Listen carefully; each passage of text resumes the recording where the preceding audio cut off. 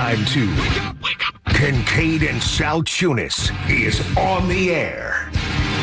Broadcasting live on the Fanatic app and YouTube channel. Here are your hosts, John Kincade and Andrew Salciunas. 97.5 The Fanatic, Philadelphia. Dude, what a day March 10th, 2026 was, man. There is so much to get into this morning, John Kincade, that it's not just going to be a Philadelphia Eagle-focused show today because there's stuff nationally, and when I say nationally, I mean like the nation. There's a lot to get into this morning, and we will discuss it all. Good morning, Johnny. How did you enjoy what was a beautiful day, but also an extremely hectic day? I enjoyed the beautiful day, first of all, big time. The sunshine and the heat is just a beautiful thing. But the constant barrage of weirdness is great. And it was weird. And because when you are, and I think, honestly, 2026 has been a blessing, a cavalcade of sort of constant stories. So we're lucky. But today, we're bombarded with a lot of oddness. Yeah. That's coming out of nowhere from all different angles and all different sports. Right. One of my first thoughts last night when I was going through, and in case you did not know what went down yesterday, we will tell you all of it, we promise. But as yesterday was progressing, not to the same extent, all right? I don't want to overrate this, but it made me think of that ESPN 30 for 30 documentary, the June 17th, 1994, when you had the O.J. police chase. I remember it. You had the New York Rangers won the Stanley Cup Finals. You had the NBA Finals going on. There was something in the world of baseball that was happening. Like, I remember watching that documentary and being like, man, that must have been a crazy day. It was. But that was pre-social media. We had the blessing of social media. Well, blessing. We have social media. Yeah, there's no blessing with social media. And we were able to be like, wait, this is happening, and this is happening, and this is happening. So let's talk about it all today. I'm not making anybody wait till like 8:30 to get into certain topics. We're going to get it all into it now, and we're going to react with you all day today at 610-632-0975. But let's start with the local stories first, all right? Because this is Philadelphia Let's go Sports live, Talk local, Station. late breaking. We'll go with the Eagles first. They've made a couple of signings yesterday.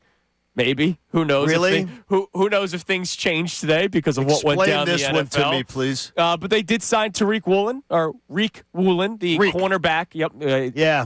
He goes by Reek. Yep.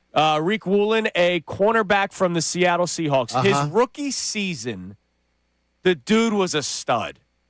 No, he was. I mean, well, first of all, an athletic freak of nature. Yeah, he's a guy that goes out there. He's tall. He's 6'4". He's 210 pounds. He steps right in his rookie season and was exceptional with the Seattle Seahawks. He was actually an All-Pro and was third in Defensive Rookie of the Year voting. He was every single thing that Quinyon Mitchell was, and potentially more. He had six interceptions because they challenged him constantly. People were challenging him. Yeah. Forced a fumble, fumble recoveries. Like, this guy, 9 turnovers his rookie season, right? That's how. And then it just dropped. Everything fell apart. Year 2, he sucked. Yeah, it went south really, really bad, and it reminded me a little bit of where we went with. It's not the same athlete, but where one year we had James Bradbury, the spectacular talent, and then we had James Bradbury who couldn't do a damn thing. Yeah. And it very, very was similar. The drop-off was extreme, out of nowhere. But Reek is a freak of athletic ability. Yeah. Maybe it can be recaptured. Well, and maybe. So the Eagles get him to what is being reported a 1-year, $15 million deal. He's played 4 seasons in the NFL. Oh, by the way, was just on the Super Bowl champion Seattle Seahawks. He was not a every week starter. He started 7 games. Josh Jobe played really well, and our old buddy Josh Jobe. Josh Jobe put this guy on the bench. Yeah. So last night I talked to a friend of mine out in Seattle who does sports talk radio. Josh Jobe pushed this player to the bench. That gives me great reason for pause. Well, Josh Jobe also played really well. And Andrew DeCecco, big Josh Jobe guy. I understand. Even before his success in Seattle this year. But this is a guy who the Eagles said, nah, we're good. We have no interest in Josh Jobe either. I'm just saying. This is a guy that the Eagles were done with, and this guy pushed this guy to the bench. Yeah, look, I'm not sitting here doing cartwheels that they signed Reek Woolen for the amount of money they paid him. $15 million for a one-year deal. That is a lot of money for a guy that you're wondering who is the real Reek Woolen, because his third season in the NFL was not as good of his rookie year, but he started going back to that player. You're going, all right. He's becoming Reek Woolen again from his rookie season where he was spectacular. And then to your point, he gets pushed to the bench by Josh Jobe. But he's your second corner. You're not paying him for a camp battle. $15 million, right? Like $15 million. The Philadelphia Eagles, and maybe most importantly, Vic Fangio, sees this guy as your second corner, something that we started talking a lot more about like 2 weeks ago, where we kind of looked around the room and we said, you know what position we haven't talked about like once this offseason? Cornerback. And I kept saying that I thought that was going to be what we would see Howie go after. Yeah, some sort of splash. I didn't think it was going to be $15 million to this guy. A lot of money. I'm shocked. I'm absolutely shocked. But there is a lot of love for who Reek Woolen can be, and can he take his game to another level in the Vic Fangio system, especially when you already have Quinyon Mitchell and Cooper DeJean, and then you hopefully give him some safety help because Quinyon Mitchell can lock down his guy, right? He can. So maybe Reek Woolen gets a little bit of safety help in Vic Fangio's scheme. Who knows? We'll see. It's an intriguing signing. I'm not telling you that this was the greatest move ever. I'm intrigued. Here's the thing is, though, I'm intrigued too. And why I'm intrigued? Because of the fact that a guy like Vic Fangio's intrigued by it. Right. But what I'm not intrigued by is $15 million for a guy who got beat out by Josh Jobe. That's where I'm not intrigued. All right. That to me is like, okay, I'm paying $15 million to a guy who lost his starting job to a guy that the Eagles sent packing and said, you're not good enough. That surprises me. Yeah. By the way, a guy that Vic Fangio didn't want, Josh Jobe. So that sort of bothers me. You're all Josh Jobed up this morning. Well, it just bothers me. Is that this is a guy who wasn't good enough for here, who wasn't good enough for Vic Fangio, and he was good enough to beat out this guy. Could be a system-based player. We saw it with Nnamdi. Very well. Nnamdi Asomugha was spectacular at the Raiders. People forget. Yeah, but the defensive coordinator here didn't want the guy who beat him out. Okay, but maybe he thinks Reek Woolen is better in his system. He could. You never know. So that's one local story to react to. Another local story to react to. Unfortunately, Tyrese Maxey out 3 weeks minimum. What happened? He will be reevaluated. Remember the fifth finger? Which doesn't exist. What happened? Tyrese Maxey gets hurt, and then they reevaluated him because they thought it was just going to be like a 2-game absence, and then all of a sudden they see, oh, wait a minute, there might be something worse to this hand, and Tyrese Maxey is now going to be reevaluated in 3 weeks. Are you buying this?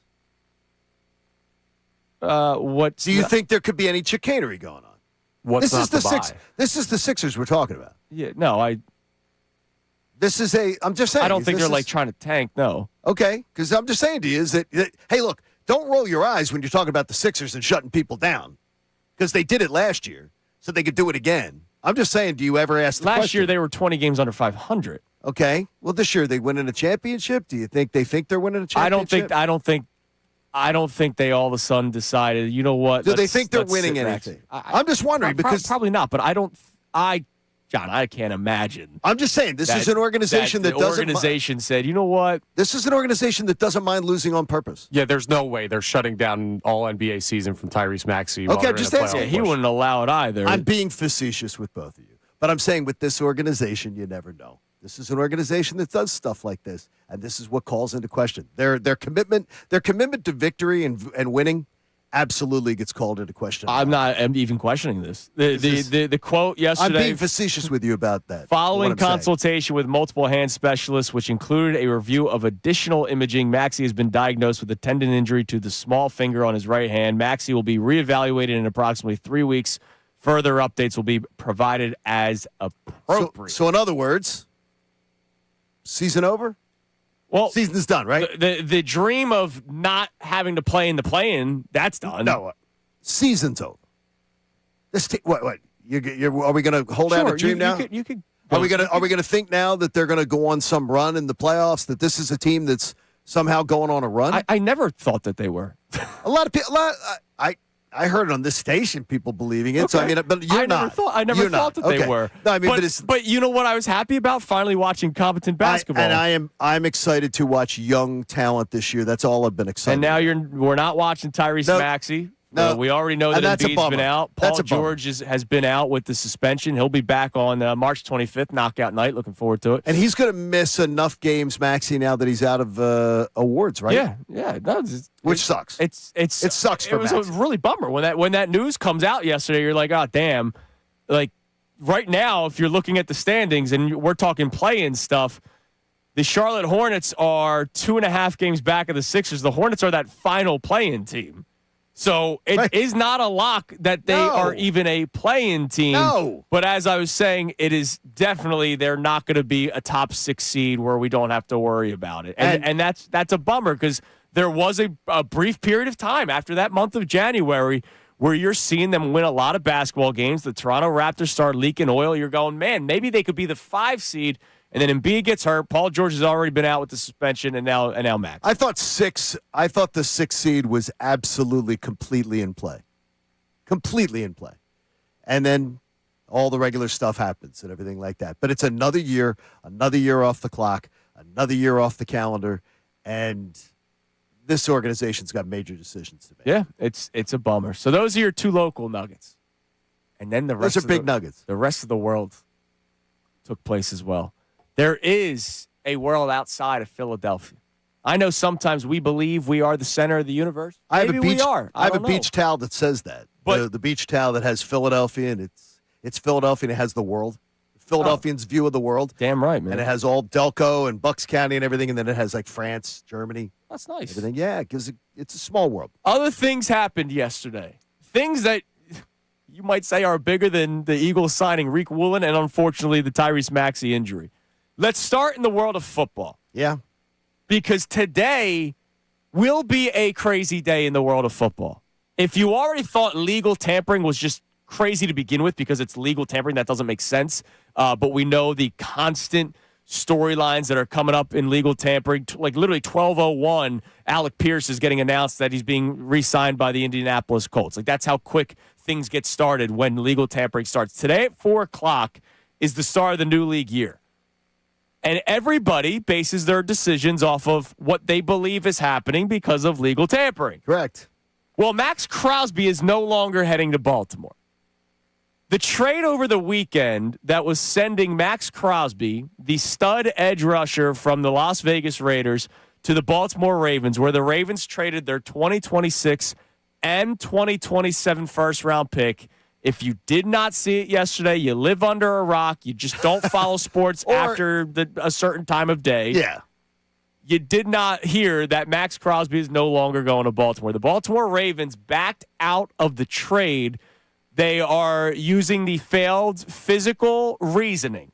Correct. I don't want to say excuse because we don't know. There are a lot of people that are wondering, did they get cold feet? And because it was not official yet, because the new league year doesn't start till 4 o'clock, are they just using that as the reason why? Are they going to try to revisit the deal because maybe they did find something in further testing and they go, wait a minute. Maybe there can be. That injury's so bad, we don't want to trade 2 first-round picks. Correct. Let's revisit that Let's conversation. revisit the deal. It does not mean that this trade is off. Right. It just means that the trade that was announced as agreed to is not happening. But it could also mean that the trade is off. Oh, it could. Yeah, it really could. And that means teams all over the NFL may have a second chance if they want Max Crosby. And, oh, by the way, but the second chance could be, all right, they're not willing to give up 2 firsts.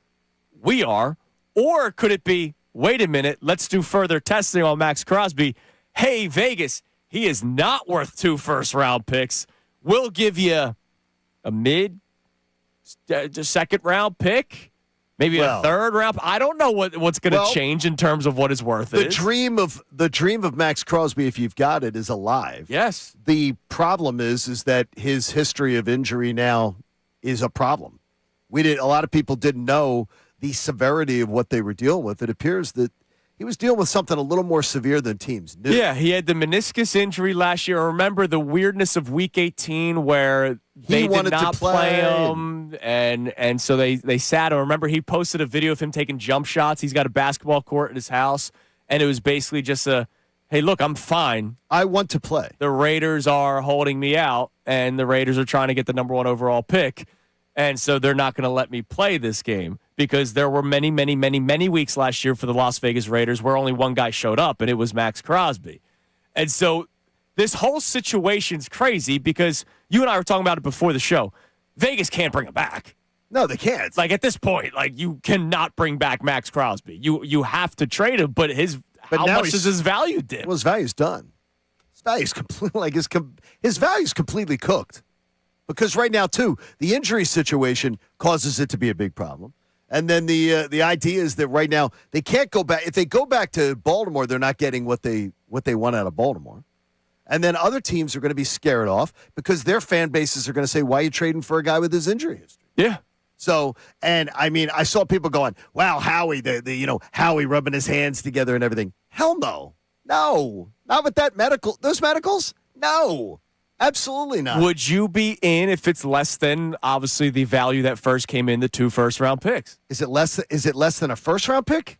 Look, Yes. I don't know. If it's less than a first-round pick. There's not a single report. Everybody's trying to pick up the pieces of what took place yesterday in the NFL that I have not seen single reporter drop his value is now a 2 and a 4. If it's less than a first, talk to me. Yeah, I mean, look. No way am I giving you anything of value other than that. The dude's a stud. Now, what happens, the trickle-down effect that nobody knows because this is... No idea. This is unprecedented territory. Like, what does Carolina do? Does Carolina go, wait a minute, Jalen Phillips, we're paying that guy $30 million a year, which is more than what Max Crosby's getting. Max Crosby's the better player. Can we rip up this deal? They can, technically. They can't, though. They could. They could. But they can never do another deal in the NFL. It would be with bad. An agent. It would be bad practice. No, they could never do another. Exactly. The NFL they would be done as far as doing business with agents. Right. So they can't. There's no way that's going to happen. That won't happen. I understand the fact that people think, it could. It absolutely could. But I mean, to me, if you're Jalen Phillips, you're checking your phone probably every 5 minutes when you wake up. You're going like, what's going on? You're here? Like, is my agent going to call me that I'm not going to Carolina now? Yeah, but how about this? What if Jalen Phillips decides, hey, maybe Baltimore needs somebody? Could I get another $1 million a year? We saw Frank Gore back out of a deal with the Eagles. You're right. This is weird. I mean, this is weird, and this is the unintended consequences of the legal tampering period. Because in the olden days, we would never know any of this happened. This would all have happened behind the scenes. Yeah. All this crap would have been going on behind the scenes. Baltimore would have said, we need a physical. Give us approval to get a physical. We would not have known about the physical. Baltimore would have sent a doctor to Max Crosby. Then they would have done the physical. And so we would never even have known this was going on. Yeah. This is this legal tampering period, and it brings a whole can of worms, which, by the way, we greatly appreciate on Wednesday morning, March 11th. Damn right. March 10th was nuts. And that's not it. No, there's more. There's more. When I say national stories, how about nation? What? The Team USA loses to Italy yesterday Mamma mia. in the This is World Baseball unbelievable. Classic, 8-6. They were down 8-0 at one point during that game yesterday to Michael Lorenzen and Team Italy. Terrible. And there's so many angles to this storyline because now we have to see if Italy can beat Mexico for Team USA to move on. Now, the game is tonight. Or if Mexico wins, they have to score less than 4 runs. Now, it looks very likely they advance. Looks very likely they advance, right? No. No, you don't think so? That No. Mexico I'm telling team's you, good. they don't advance. This is going to be this is the monumental choke job of choke jobs. There is a chance that Team USA does not advance. They were the odds-on favorite to win the World Baseball Classic. And how about team manager Mark DeRosa? Earlier yesterday morning, he was on with his buddies, Hot Stove, MLB Network, because he works for the MLB Network. He's the manager of Team USA. And listen to what he had to say hours before the game started. Ton of respect for Italy. It's weird. We want to win. We want to win this game, even though our ticket's punched to the quarterfinals because Mexico plays Italy actually tomorrow. So the way the schedule lines up, this is an important game for us. Your ticket was not punched. Now this is bad because this is a bad look for Jersey guys. This is a bad look for Mark DeRosa. my old friend Mark DeRosa. It's a bad look. It's a horrible This is a look. guy who went to Penn who didn't even understand the standings. Didn't even understand that they had to win the game. I said it That's on the air yesterday that they still had Yes. to win. I'm Andrew talked about it. Salciunas, radio host. I'm telling you, it's a bad look. It's a bad look for you Jersey guys. It's a bad look for D-Row. Well, don't worry. One Jersey guy was on the record saying Team USA needed to win last Mark night. DeRosa was not listening to you yesterday. It's No, a he was bad on his look. buddies on the hot stove. It's a bad look for D-Row, and, he's very proud to be from Penn. After the game, he claims he misspoke. Yeah, I Bull misspoke. crap. I was on Bull crap. hot stove with a couple buddies today and completely misread the calculations. We knew that Mexico was going to play Italy and then running all the numbers with if we lost tonight with the runs allowed and runs scored and outs. So I just misspoke. No, he did not. You no, he misspoke. did not. By the way, he wouldn't have rested. He wouldn't have rested the players. If he Bryce didn't miss Harper it. and Alex Bregman both sat yesterday He's Team USA. Come on, Mark. Don't pee on somebody's leg and tell them it's raining. All right, coming up next. That's a choke job of choke jobs. We want your reaction to all this stuff, like immediate. All right, if you want to call in, please. If you want to text in, please. YouTube, we want you. 610-632-0975. Reaction to Reek Woolen signing. Maxey out the next 3 weeks. Season over? Question mark. Would you get into the Crosby sweepstakes with Oh, my everything that took gosh. place yesterday? How do I keep this straight today? It's Reaction crazy. to Team USA losing to Team Italy. And next, we have a potential debate. Is it real or not? The stat book will tell you that we have a new second-time leader in most points in one game. But boy, was it dirty. That's one thing we haven't even gotten to yet. It's unbelievable. Somebody scored 83 points in a game yesterday. Did they? It's Kincade Salciunas, 97.5, The Fanatic. Got to tell you right now that when something feels not right, don't brush it off. Make sure you go to the doctor. Get yourself checked out. Should a cancer diagnosis come into your life or someone that you loved, check out the consultants in medical oncology and hematology. Dr. John Sprandio Jr., great man, and a great practice that they've got at CMOH. They are going to offer you quick consultations. They're going to get you in fast. They're going to give you real clear, individualized plans so you know exactly what to expect to get you to the cancer finish line, to get you to a successful finish like I had. And they've got great locations all over the area. Plus, their mainline cancer center in Newtown Square, their newest location, is so good. They're awesome every time you go. They have a great staff, from the people who greet you at the front desk to handle the people who schedule all of your appointments. And because they're an independent practice, they can move you amongst healthcare systems. They're not tying you to one tree of one doctors and one providers. They're the best. I bounced around 3 different healthcare systems to find my path to a cure. And Dr. Sprandio and the entire team there, they led me to it. Visit CMOH.org. Go independent. Go with the consultants in medical oncology and hematology. They're the best. CMOH.org. Now on 97.5 The Fanatic Sports Update. Eagles add to the secondary. I'm Connor Thomas. The Eagles made their first move of legal tampering yesterday, agreeing to a 1-year, $15 million deal with cornerback Reek Woolen. Woolen, who is just 26 years old, now becomes the lead candidate to start opposite Quinyon Mitchell. The Birds also re-signed tight end Grant Calcaterra, but there could be some major changes coming to what we already thought happened in the NFL. It was announced last night that the Ravens have backed out of their blockbuster trade with the Raiders for Max Crosby over medical concerns. With free agency not technically beginning till 4 p.m. today, we'll see what else gets backtracked as far as moves in the NFL are concerned. Going to be a wild day. It was a wild day for the Sixers injury news-wise. Tyrese Maxey reportedly will be out at least 3 weeks with the tendon injury in his finger. That's awful news for the team in the midst of a playoff push. They did find a win over the Grizzlies last night, 139-129. The Flyers host the Capitals tonight at 7:30. You can hear that game here on The Fanatic. Union lost 1-0 in their first leg of their round of 16 match in the CONCACAF Champions Cup. Team USA stunned by Team Italy last night, 8-6 in the World Baseball Classic, and are now in danger of being eliminated in pool play. And a lot of stuff going on in the sports world yesterday. We're breaking it all down today on Kincade and Salciunas. This update is brought to you by Papa John's, introducing new pan pizza from Papa John's. Order a medium one-topping pan pizza, just $11.99 when you download the Papa John's app or at papajohns.com. Better ingredients, better pizza, Papa John's. I'm Connor Thomas for the home of the Sixers, Flyers, and Union, 97.5 The Fanatic and The Fanatic.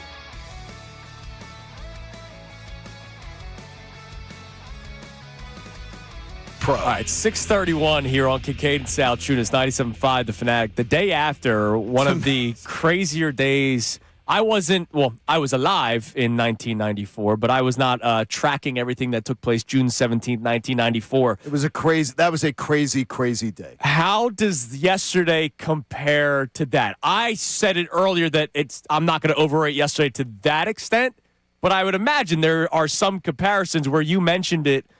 It's not just one sport. Well, the OJ story that week was here's the difference, is the OJ murder happened Sunday night.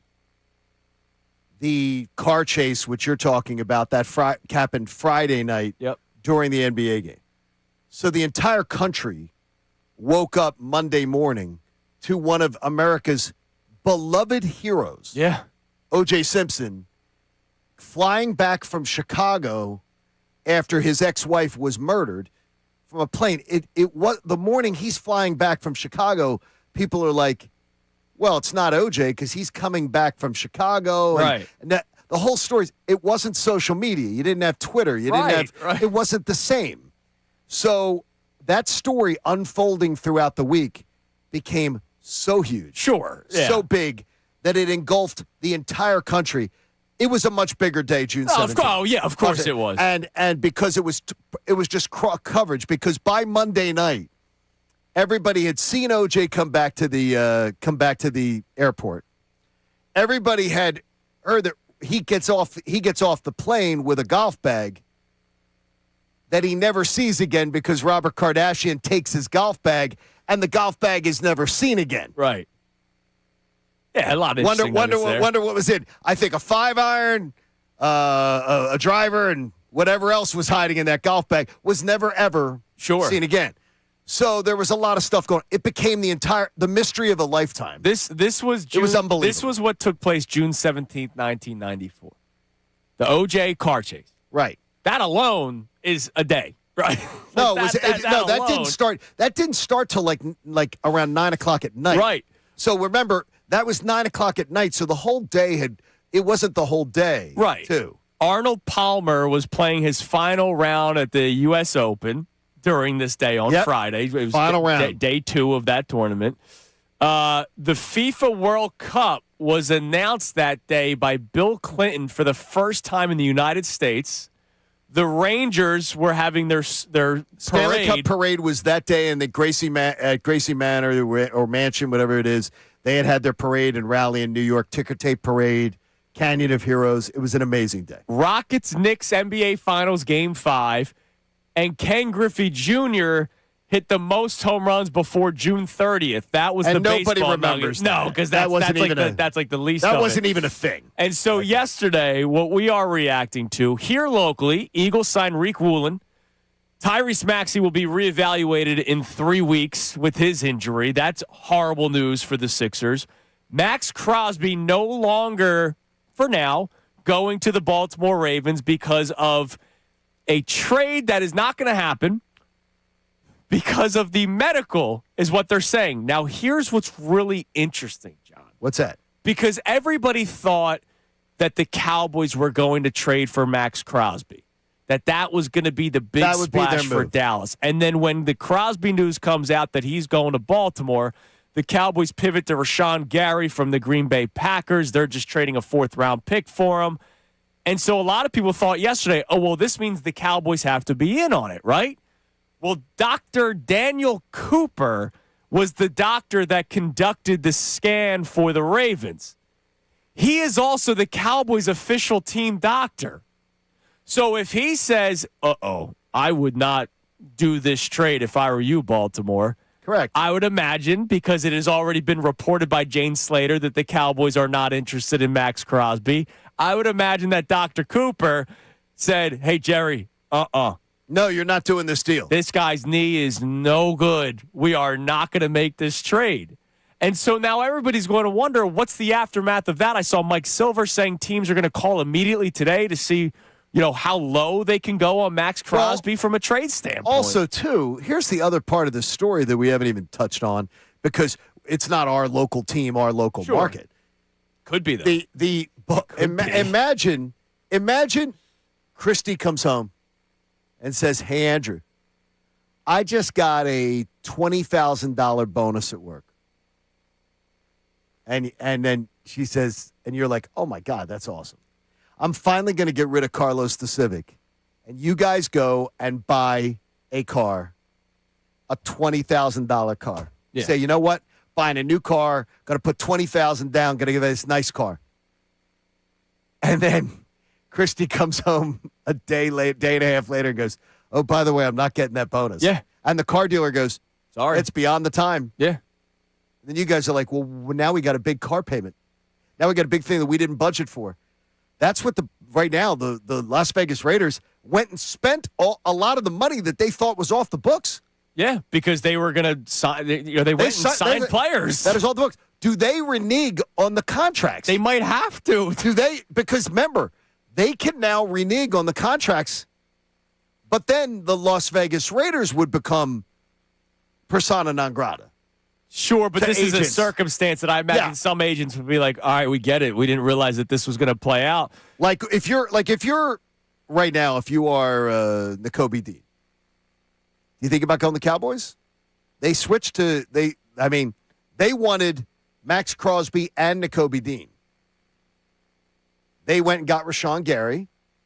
Do you go if you're right now? Do you say if you're No, because he was wanna- already going with the impression that Max Crosby was not going to be on the Raiders. I got you. But the Raiders are going to be a bit who of knows what the money's going to be like? right. And this is just one of the many stories. It's wild. Team USA loses to Team Italy yesterday, Which is incredible. which is embarrassing, and we'll react to that even more. Stupid.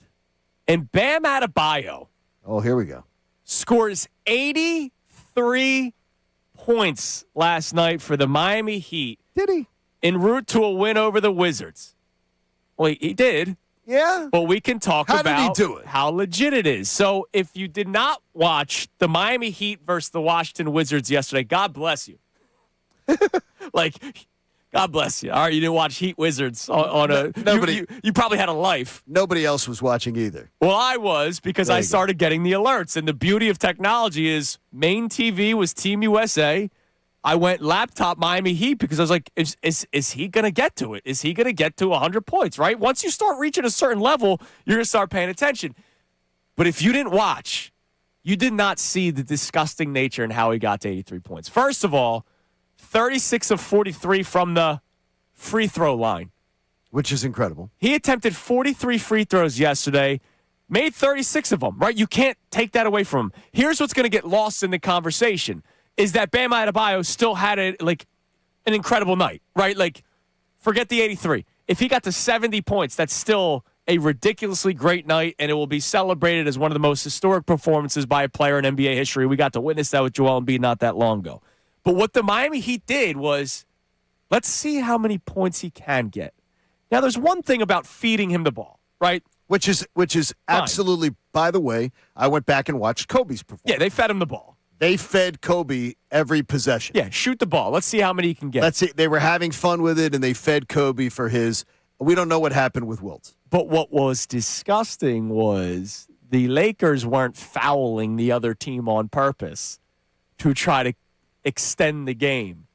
The Miami Heat were intentionally fouling Wizards players right after a basket to force them to shoot free throws, which meant the clock stopped and the Heat got another possession.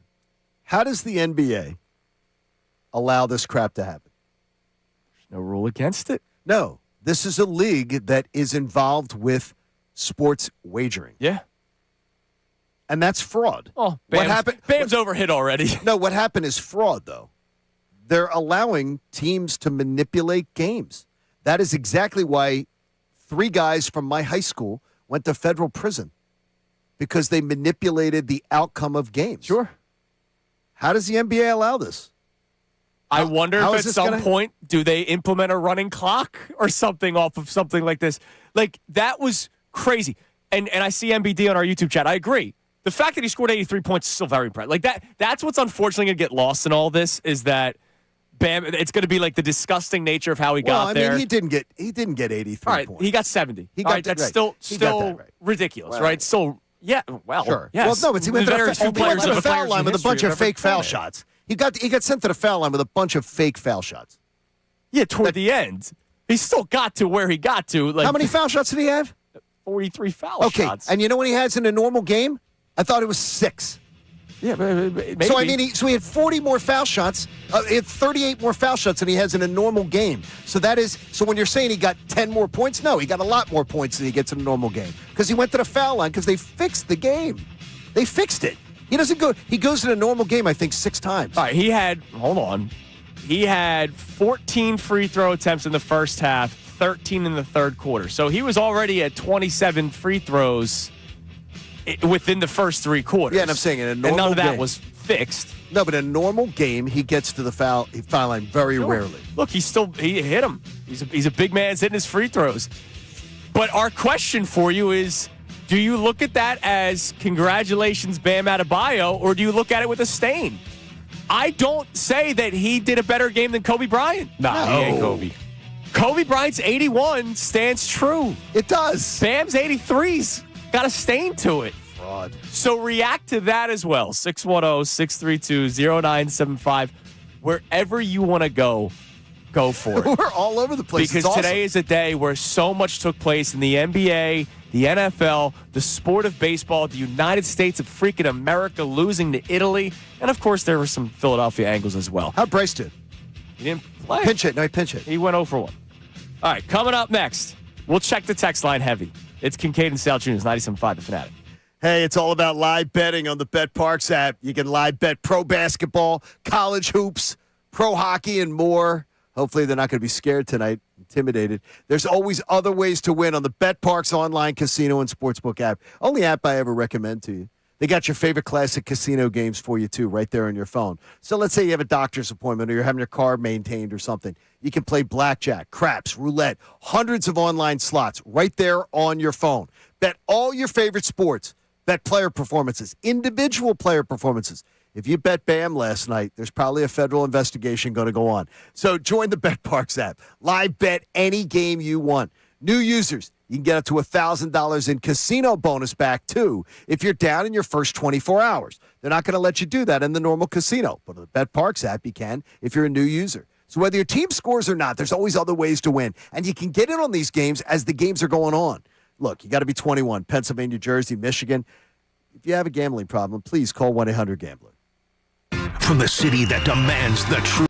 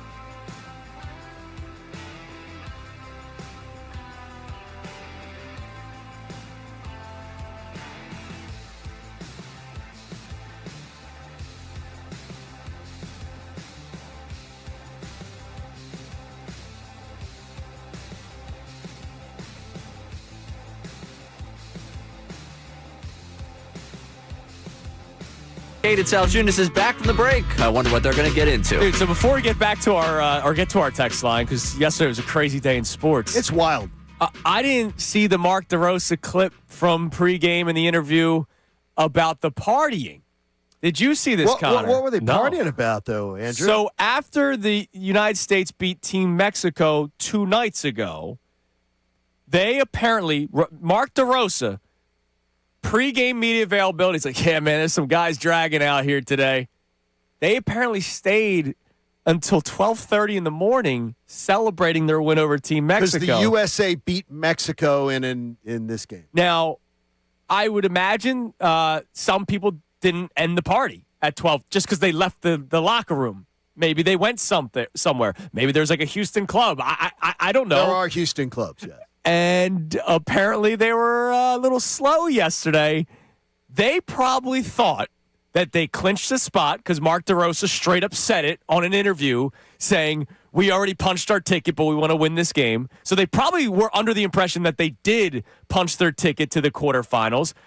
And if they did not think that, they just thought that win over Team Mexico was so big that they had a party and celebrate it.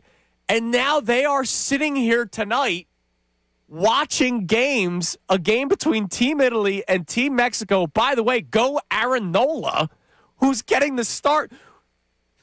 United States, it's unbelievable, is potentially on the hook of whether or not Aaron Nola pitches well tonight or not.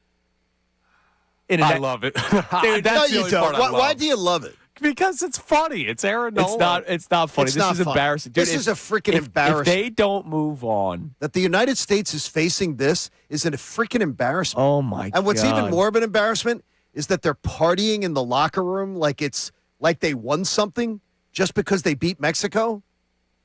They're partying because they beat Mexico for the first time in 20 years. Yeah.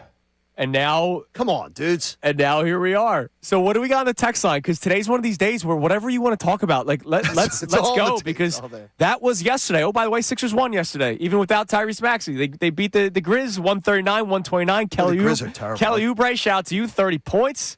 How about Campaign 32 off the bench for the Sixers? He got mad about that graphic in Cleveland. Yeah, he did. He's like, I'll show you. I am Campaign. I am him. Now, they didn't have a picture of Campaign to use. Straight out of Serbia. The problem. We'll also ignore the fact that the Grizzlies stuck. The Grizzlies what do we got? The Grizzlies are atrocious.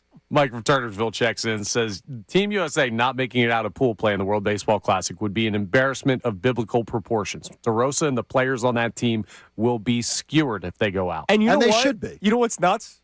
This isn't like the redeemed team because it was a bunch of college guys and they lost. And so, you know, you have the dream team come together. Well, this is the World Baseball Classic. Then you have the redeemed team. Like, you can't make the roster better next time, right? Like, this is already the best. Like, that you already have the best of the best playing, and you lost to Team Italy. You're losing to Italy? Are you freaking kidding me? It's so pathetic. It's pathetic. It's absolutely pathetic. Did you see, by the way, the box score at all from this game, which makes it even crazier? I had to go look at it. Team Italy, their first 5 guys in their order. So they score 8 runs. Yeah, they did. Their first 5 guys in the order all went 0 for. 0 for 4, 0 for 5, 0 for 5, 0 for 4, 0 for 4. It was the bottom 4 in the order. It was the Team Italy daycare that beat Team USA. Nolan McLean, a guy that is projected to be potentially Rookie of the Year, starting pitcher of the Mets, he got shelled. I hope this scars him. Yeah, of course. I hope it scars him. Hope this is something that like carries over all year long, that maybe causes him to have doubts about his talent. Yeah. You know, maybe this is one of those things that makes him go, I'm not going to be as good as I thought I was going to be. There could be a silver lining in this. Maybe. You're right. That could be about it. Because twisted. This is terrible. But Mark DeRosa, this is criminal. Yeah. This is criminal. And I don't believe for 1 second his explanation. Yeah, don't give me that. I misspoke. No. First of all, the fact that they were clowning around in the locker room tells me that beating Mexico. They thought they won. They thought they clinched. They had no idea. And the fact that a Penn guy and a Jersey guy couldn't do math, I got to tell you, Penn's got to be questioning today. The other big story, Bam Adebayo, 83 points last night. Is it legit? Now, he did have 43 No. points in the first half. Is it legit? It's not legit. 43 points This in the wasn't first half. legit. We can all agree on that, right? All reasonable people. No, the last 2 minutes of that game were disgusting. It's for the disgusting. sport of basketball, man. They were just hacking so Bam could get more points. The NBA, if they don't do something about this, as far as if there isn't some sort of, They're not going to do anything about it. you don't think so? No. You don't think they're going to answer this at all? And this is going to Adam Silver's going to laugh it off. This calls into question the legitimacy of sports wagering. He'll tell you that over's already hit, so don't worry about it. Man, I'll tell you. They will. We will talk about it more than Adam Silver will talk about it. Well, I guarantee you, because Much like Shohei Ohtani and Major Exactly. League Baseball. All right, we have a Twitter poll running. Is that correct? Oh, yeah, it's up. It's up, baby. Dr. Robbie Donapel, for people to have been up and at it yesterday, he had his work cut out for him. But I trust the team at Iron Mountain Men's Health because there was a lot to be involved with yesterday. 4 hours strong in the morning, 4 hours strong in the afternoon, because that's what he does best. What do we got? All-encompassing Twitter poll today. What storyline intrigues you the most? The Tyrese Maxey injury, the Max Crosby no-trade, Team USA lost to Italy, or Bam Adebayo's 83 points? 50% of responders right now saying the Crosby no-trade, 33% saying Team USA, 11% Bam's 83 points, and only 6% saying Tyrese Maxey's injury. I'm not surprised by well, that. I think people are they're Sixers fatigue. Yeah, absolutely. The fatigue with the Sixers is real, and you understand it. And by the way, the Crosby no trade, it's intriguing because People are dreaming that the Eagles could somehow get sure. involved. Now, if They're dreaming about it. if the team doctor of the Cowboys did the examination for the Ravens as like the third party person, and then we find out that the Cowboys are no longer interested in Max Crosby, if the team doctor is telling him that must mean something's up. And if you're an Eagles fan, you don't want this. You do not want No. this. You do not want to get involved with another, injured player. We've had enough of these storylines in town. Man, No. what a crazy day. What an amazing, it's amazing that all of these things like collided on one day. I can't wait to talk about it all day. Oh my I was gosh. so juiced up this morning, ready to go. Like, let's go. Let's talk about it all. And we will continue to do that next. You can climb in 610-632-0975. What is the league reaction to the Max Crosby Baltimore Ravens news? Apparently, people aren't happy with the Ravens. Which is crazy to me. It's Kincade and Salciunas, 97.5 The Fanatic. Now on 97.5 The Fanatic Sports Update. A bombshell NFL back out. I'm Connor Thomas, and big news in the NFL breaking late last night as the Ravens have backed out of their blockbuster trade with the Raiders for Max Crosby over medical concerns. And with free agency having not officially started yet, what could this mean for other teams backing out of the quote-unquote agreed upon but not signed deals? We'll keep you updated. The Eagles made a deal yesterday, signing cornerback Reek Woolen to a one-year, $15 million deal. 26-year-old, just with the Seattle Seahawks in that Super Bowl championship year. He is now the lead candidate to start opposite Quinyon Mitchell. They also re-signed Grant Calcaterra. We'll keep you updated on what should be another wild day in the NFL. Tyrese Maxey was announced yesterday will be out at least 3 weeks with a tendon injury in his finger. Awful news for the Sixers during a playoff push. They did take down the Grizzlies 139-129 last night. Flyers host the Capitals tonight, 7:30. You can hear that game live here on the Fanatic. Union lost 1-0 in the first leg of their round of 16 matchup in the CONCACAF Champions Cup. And Team USA was stunned by Italy 8-6 last night in the World Baseball Classic. They're in danger of being eliminated in pool play. This update is brought to you by Mattress Firm. Having trouble sleeping? Visit Mattress Firm during the Upgrade Your Sleep sale. Their sleep experts will help find your perfect bed. They make sleep easy. I'm Connor Thomas for the home of the Sixers, Flyers, and Union. 97.5 The Fanatic and The Fanatic.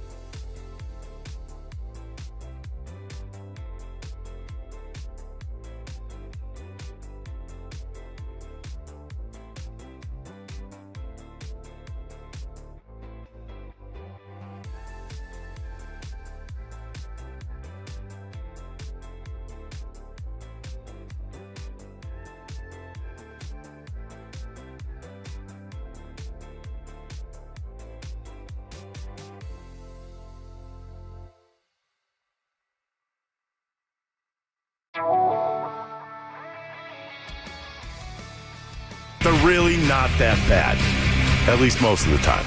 Now let's listen to more Kincade and Salciunas before I change my mind. All right, it's 7 a.m. the day after one of the crazier days of our lifetimes, Connor, because, again, we were too young for June 17th, 1994. Which Wasn't born yet. I'm October. Wow, yeah, man. That's incredible. You're making me feel old, man. Check with your mom. if I was Connor, alive. check with your mom and see where you were that day.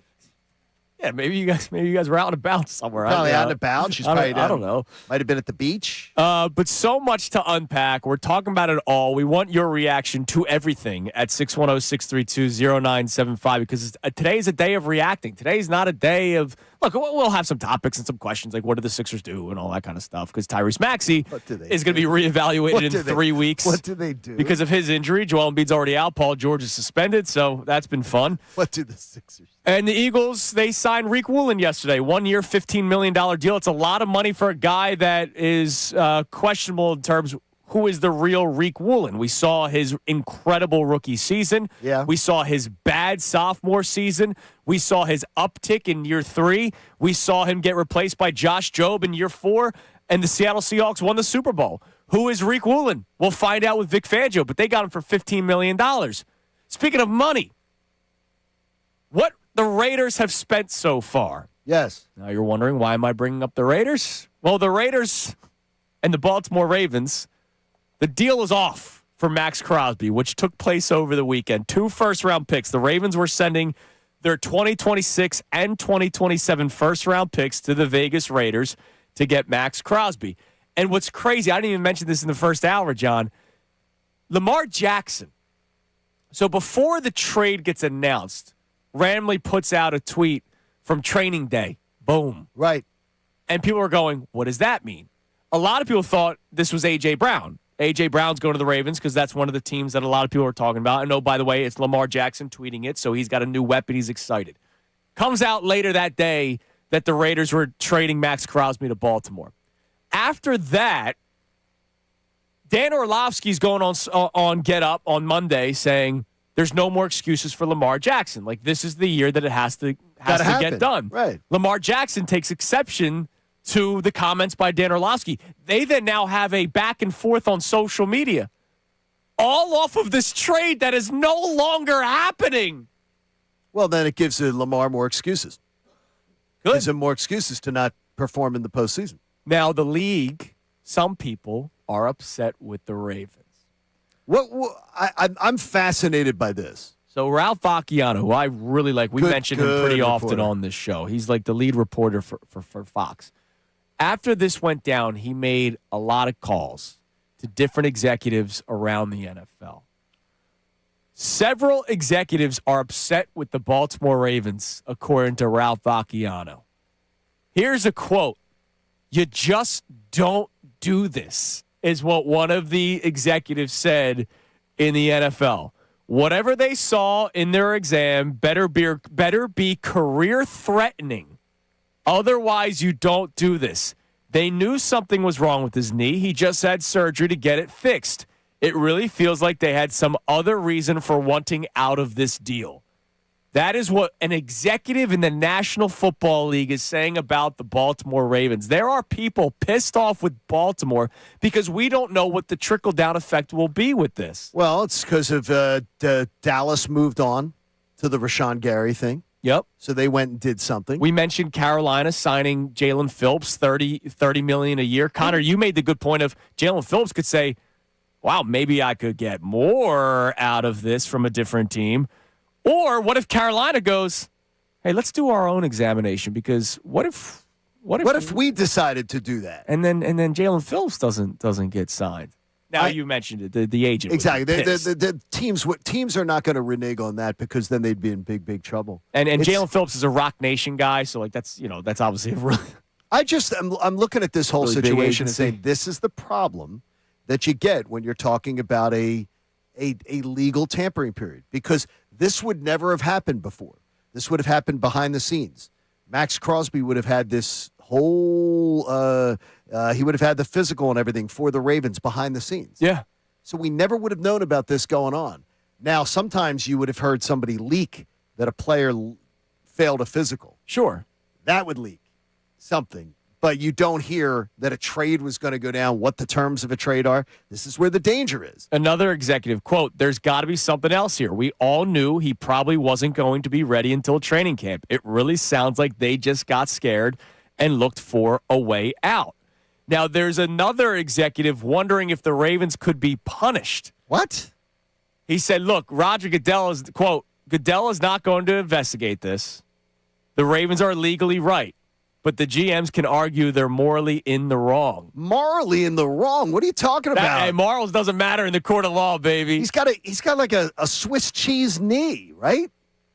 According to the doctor that did the examination. And according to an independent doctor who isn't the Ravens doctor. Sure. Said, oh, no. And it was the Cowboys doctor, and in case somebody's going, oh, maybe that was a way for the Cowboys to get Crosby. No, the Cowboys are apparently out on Max Crosby. And they got to see the medicals and are like, no, we're good. Unless what? tinfoil cap theory time. What if the value goes down so much that the Cowboys go, oh, okay, we'll take Max Crosby for a 2. We'll trade you a 2 for Max Crosby. Well, I think somebody else would give you. I think he's going to get more than they'll get more than that. Yeah, and a Jerry Jones-led organization would never play dirty pool like that. Yeah, exactly. No, but they'll get more than that. I don't think this doctor's going to toss his medical reputation aside. I'm not thinking he's going to go, I'm going to throw my reputation and my career aside for Jerry Jones. I don't think he's doing it. No, I don't think that's happening. Now, one more thing on this, and then we'll get to the reaction on Jerry Jones, on the other hand, Connor, I think absolutely, I would think would whore himself out in a second. It was Dr. Jerry. He also reached out to an agent. Ralph Vacchiano did. Because Ralph's a really good reporter. He's an old school journalist type of guy. And it's an agent of, we don't know who, of one of the players that the Raiders are on the books for potentially signing. Okay. So after the Raiders traded Max Crosby, quote unquote traded because it's no longer happening, these were the moves that the Raiders made during the legal tampering period that began Monday at 12 o'clock. Okay. First, they re-signed their cornerback Eric Stokes, 3 years, $30 million. They also re-signed their defensive end Malcolm Kuntz to a 1 year, $11 million deal. But then they went out shopping. Linderbaum, 3 years, $81 million. Wide receiver Jalen Naylor, 3 years, $35 million. Edge rusher Kwity Paye, 3 years, $48 million. Nakobe Dean, 3 years, $36 million. Quay Walker, 3 years, $40.5 million. The agent is worried. Could my client? Because one of them is going to probably be in trouble if they can't get rid of him. Because Crosby's money came off the books. And now it's back on the books. Dude. Well, wait a minute, though. Here's the one thing. They're allowed to be over the cap today. Sure.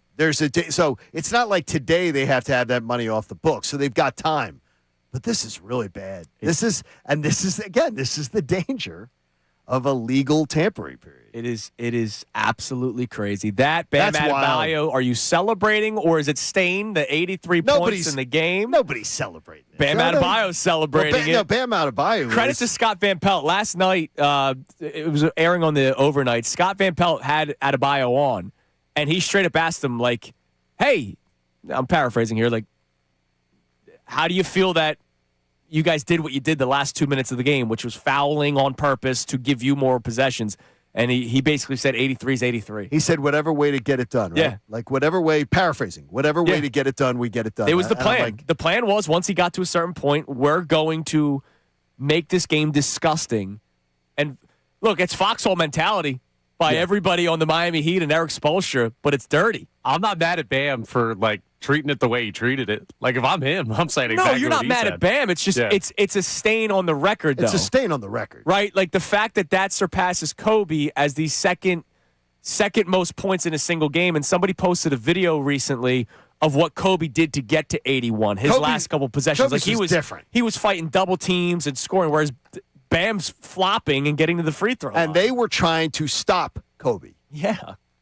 Kobe was trying to be stopped in that game. And I had to go back because the minute that we were talking about it this morning, I told Andrew, I said, I'm going back and watching that.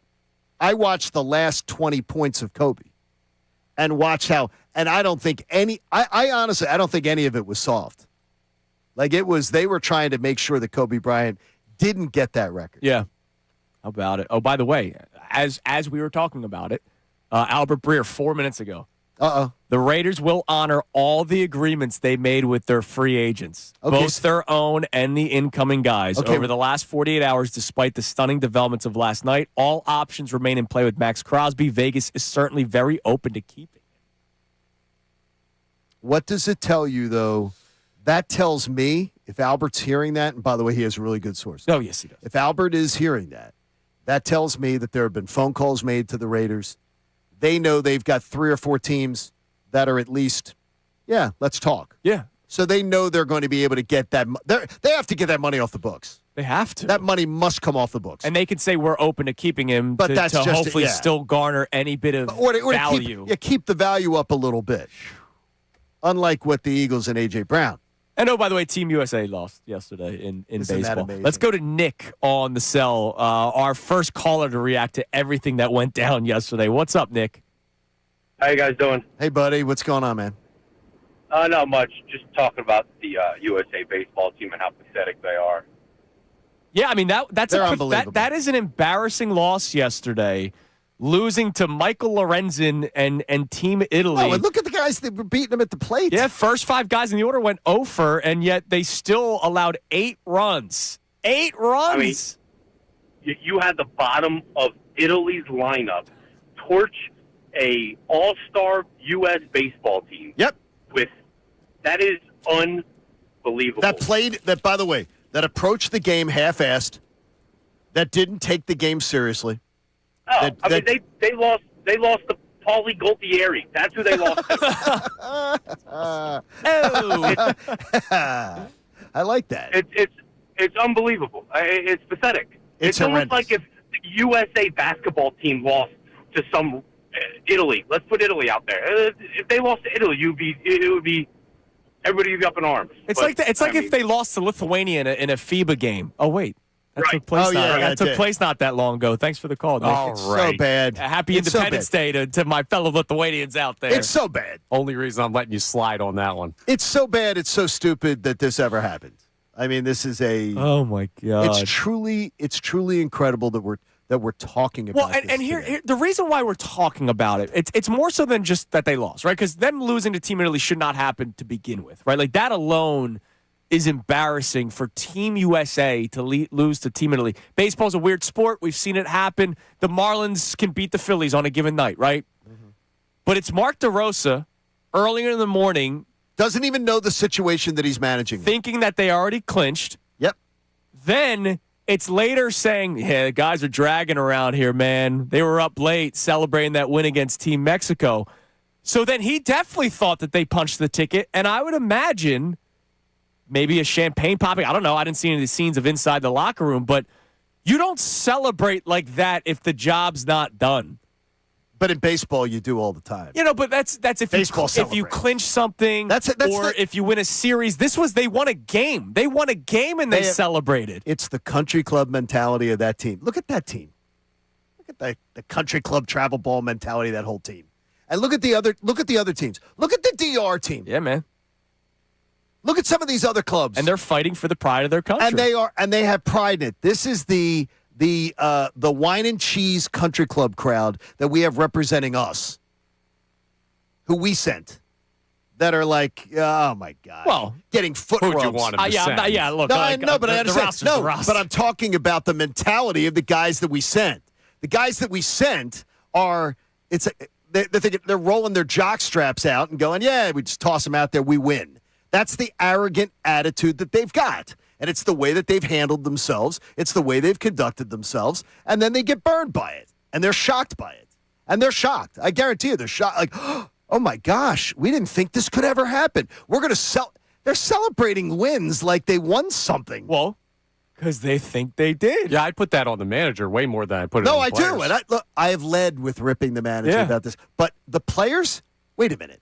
You're telling me Kyle Schwarber? You're telling me, I'm just saying because these are guys that we know that are in that locker room. You're telling me Kyle Schwarber can't do the math? Well, you're telling me that other guys in that locker room can't do the math and go, hey, we haven't clinched anything. There are weird rules about run differential outs, something about outs made? Because if let's say you win in the top of the ninth, like you're the home team, there's something about outs. Like there are weird rules. Okay, so I'm not expecting a player. Right. A player's just going to go out there and try to play. It's up to the manager and the officials of Team USA Baseball to understand the situation. Okay, I disagree on this point completely because of the two people that I work with every day. I know the two of you. Absolutely. I know the detail with which your minds work. You guys analyze everything. I do too. We're all very analytical, the three of us. We would all have figured out every single scenario. Well, yeah, on the air yesterday. We would all, no, but we would all. If they're on the team, we're not on the team, and we would have figured it. Andrew already knew. Yeah, right. So if we were on the team. He's not focused on having to hit Michael Lorenzen. They're on the team. He would have known. If Andrew Salciunas, because he would have been in his hotel room, he would have been and figured it out. Yeah. He would not know this. Somebody in that locker room had to know. And if they didn't, that's a freaking crime. Right, and that's ridiculous. That's on the manager to make. I understand, but somebody else has to know. Some other player has to have paid attention enough to go, wait a minute, why are we popping, celebrating, and dancing around that we beat Mexico? For the first time in 20 years and everything? Thinking we won a war? Nobody realized it. My gosh. All right. By the way, forgot to mention, we got to tell you how you can get a spot and knockout today. Ooh. All right. So we'll continue these trivia questions that we do where you text in what you believe is the correct answer, and then we will select one person randomly to be a qualifier. In honor of Bam Adebayo, I am going to give you guys questions about records in sports, right? So if I ask the example question of who scored the most points in an NBA basketball game, you would text in what answer? Will Chamberlain. That is correct. And then you could potentially be a qualifier for the spot and knockout March 25th, great. Sixers Bulls. So throughout the course of the show, I will give you random questions about records throughout all sports, right? It's not just going to be the NBA because Bam Adebayo disgustingly became an 83-point basketball player in a game. By the way, J.J. Redick, who you know I despise. We can't stand I'm very anti-J.J. Redick. Even he questioned the reality. Yesterday, quote, I walked in and I said to my staff, the Heat are rolling. They said, are you kidding right now? Bam is 77. I watched the last 3 minutes, and that was a different type of basketball. They're so lucky that they did not have that game last night it wasn't an Inside the NBA game last night. Oh, yeah? Why is that? If Shaq and Charles and Kenny were in studio after that game ended, the NBA product would have been eviscerated. Yeah. Because those guys would have had the balls to call out what happened. And instead, the Peacock crew shined the NBA shoes. Celebrated and absolutely licked their boots clean. Embarrassing. If that had been Chuck and Shaq and Kenny, they would have been mocking the NBA. Well, they would have been mocking the product. They would have been calling it out. They would have been all over it. Well, you'll get that in 3 days. No, but yeah, I understand you will, but it's not the same. I know the moment after. Right, the moment after. If that game had come back, we would have had sound bites this morning. Instead, we had a bunch of butt kissing going on about, wow, we saw history tonight. What a bunch of crap. All right, Connor, what do we got on the text line on this crazy day? March 10th, 2026 will be a day that I'll remember. It's unbelievable. Here we are on March 11th reacting to it. Trevor in Percy checks in, says Bam's performance is a highly welcome surprise, strictly because he's on my fantasy basketball team and I got 98.5 points out of it. Other than that fact, no one cares, and I think it's not a legitimate 83. I'm out on the fantasy basketball, baseball, hockey. It's too much. Yeah, too long. I can't do the full seat. Like football's easy. Set the lineup. And like every day having to manipulate. Yeah, or it's like a week long. I forget. I did baseball You set it once. for like a week or something. Yeah, you set it for a week. And come week 3, I was like, I hate this. Do you remember when baseball was every day? No. That when baseball was, people were setting them like things God, every really? day. I know you could do the daily betting lineup, like those. Before betting. Yeah, jeez. Fantasy baseball used to be an everyday thing. But could you imagine waking up and like Bam went for how many? Yeah, 83 points. Wow, my fantasy team won. By the way, Ian Rappaport on the Max Crosby situation 2 months after a full meniscus repair, Crosby, quote, looks great and feels great, a source has told him. I wonder if that source is named Max. But the timing drastically limits the possibility of a trade. Teams have called the Raiders since the news broke looking for a good deal. Crosby's focus now is on rehab and getting back. Dude, this is insane because now we all have the same thought, whether you want it or not. Does this mean the Eagles are now in play? Because the Eagles were a team that were mentioned that Max Crosby had. You know how A.J. Brown has the Patriots on the wish list? The Eagles were on the reported wish list of Max Crosby. And so does that open up a door where Howie Roseman goes, all right, sure, I'll trade him for depending on, how much, right? Like, is this a 4th-round pick? Is this a 5th-round pick? You're not getting that. Probably not. There's no way they're getting him for that. But you make the call. You make the call. Well, I guarantee it. I guarantee the call was already made last night. He's got unlimited minutes. I checked. Yeah. Dude, this is a crazy, crazy story, though. But I still don't understand how anybody's mad at the Ravens. So they were supposed to take a guy. Guys always get the pending physicals. Right, but I think the argument is they knew he was hurt. Yeah, but right? they hadn't seen coming off something. Players always are pending physicals. Yeah. Trades. They hadn't done the physical. So it doesn't matter if they knew he had a certain. They hadn't done the physical. This happens all the time. It almost feels like they said. They looked at it and they said, "Oh, wait a minute! It's for 2 first-round picks. I can't do that." And it looks like shredded mozzarella. All right, coming up next, we will talk about Reek Woolen, one of the storylines that took place yesterday. In terms of the scale, nationally, not even close. But here, that's a player of note, and he'll be your starting second corner. How about the grade of the signing for the Eagles? We are wondering, for that much money? That's interesting. Somebody loved it, John. It's really? Kincade Salciunas, 97.5 The Fanatic. If you are getting ready to pop the question, I've got the answer for you. Well, the answer is always going to be my friends at Benari Jewelers in Newtown Square and Exton. 2 spectacular showrooms. I mean, gorgeous showrooms with hand-selected diamonds from the world's premier diamond cutters. If you're looking for value, that's what you want. You're not looking for cheap, so you're not heading to the mall. You're heading to Benari Jewelers, and you're going to meet my friends there, and they're going to tell you how you can buy with confidence and without compromise because they have the best. The people that can help you lead through the most sought-after designers, a lifetime of free service after the sale, including sizing and cleaning, and to top it all off, only Benari Jewelers is offering you their industry-leading 110% diamond upgrade guarantee. So let's just say I'm going to do easy math for you. You spend $10,000 on a diamond. When you go to upgrade the diamond at some point, it's going to be worth $11,000. So they're going to guarantee that what they sell to you is always going to be worth more. So when it's meant to be, trust Benari. Benari Jewelers in Exton and Newtown Square. Customer service that is off the charts, but more importantly, you can buy with confidence at Benari Jewelers. Check them out. Tell them John Kincade sent you.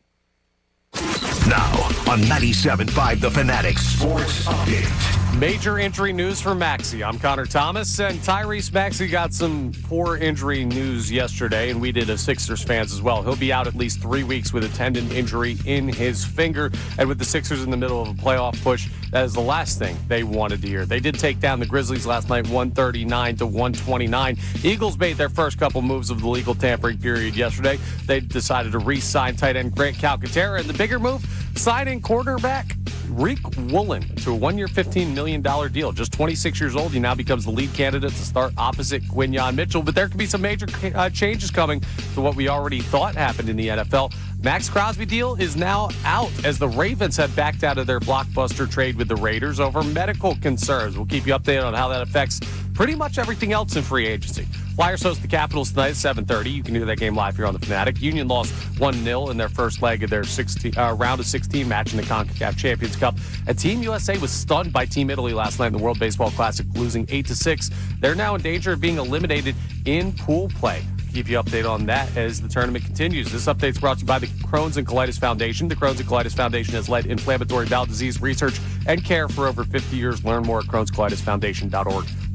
I'm Connor Thomas for the home of the Sixers, Flyers, and Union, 97.5 The Fanatic and the Fanatic app. What's up, guys? Andrew Salciunas here. Yeah, you should listen to us in the mornings.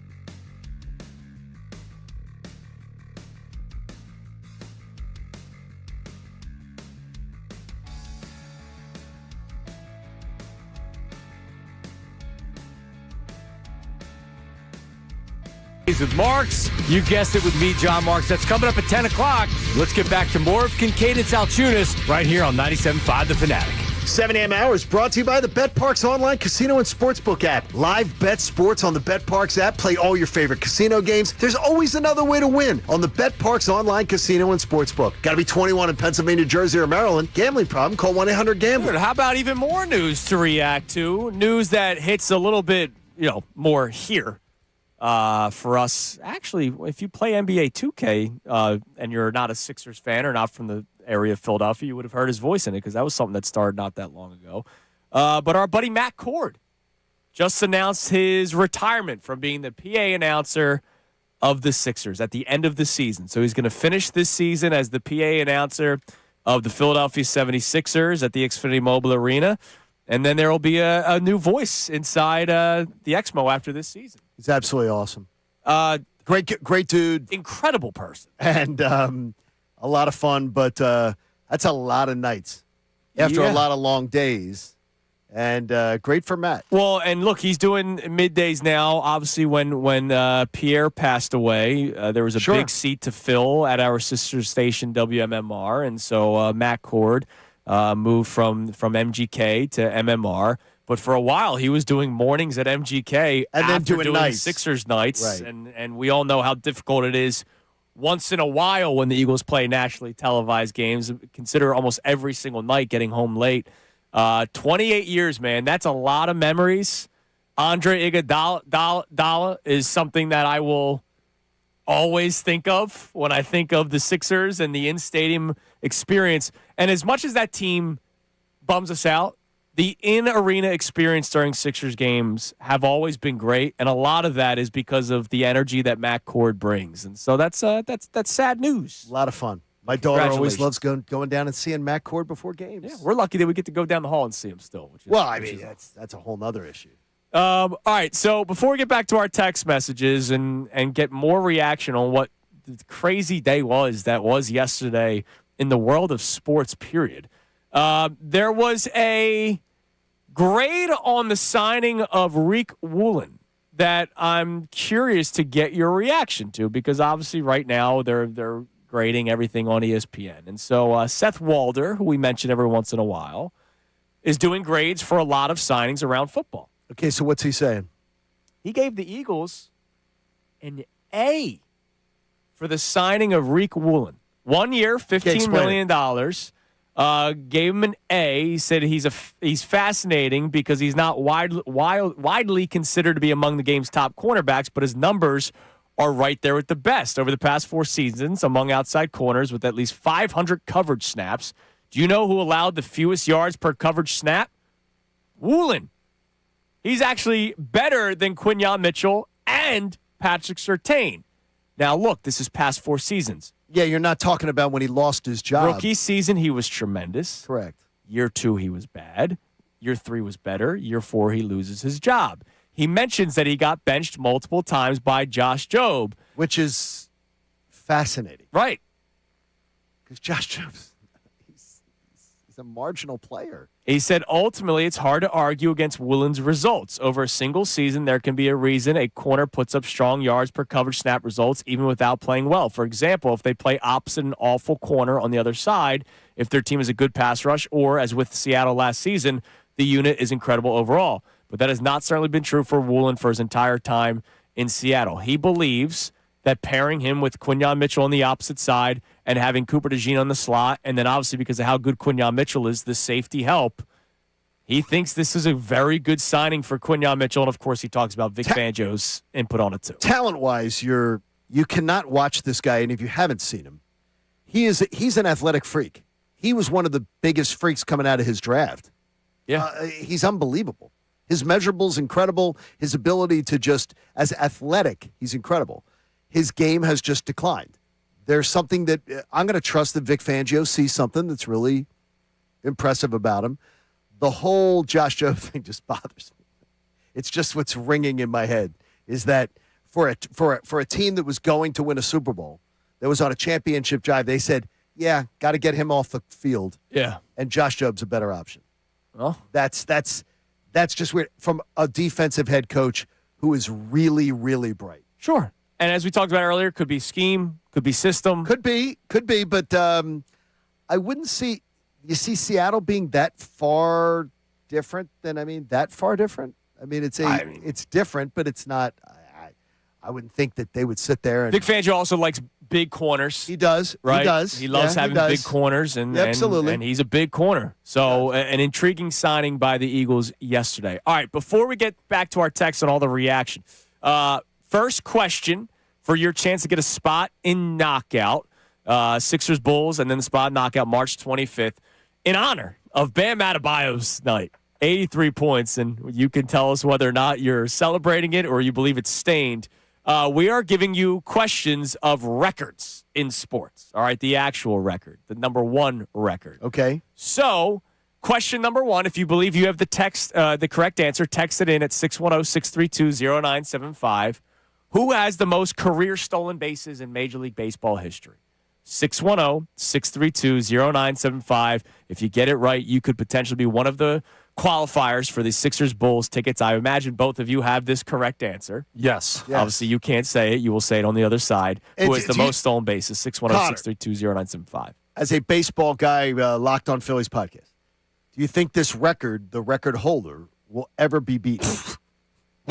No. No. Yeah, no way. It's one, but it's one of those ones where we just go, like in today's, we just say, nah. Never happening. It's never going to be broken, especially because they don't value hit for stolen average bases anymore. Correct. Right. Yeah, exactly. Yeah, no shot.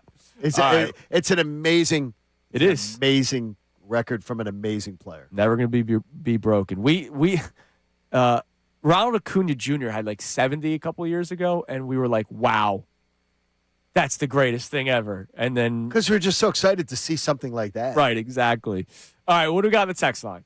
So this texter, Matt in Knoxville, talks about the matchup between Italy and Mexico and how it affects Team USA in the World Baseball Classic. Says Aaron Nola pitching for Italy could be a good thing regardless of how he performs.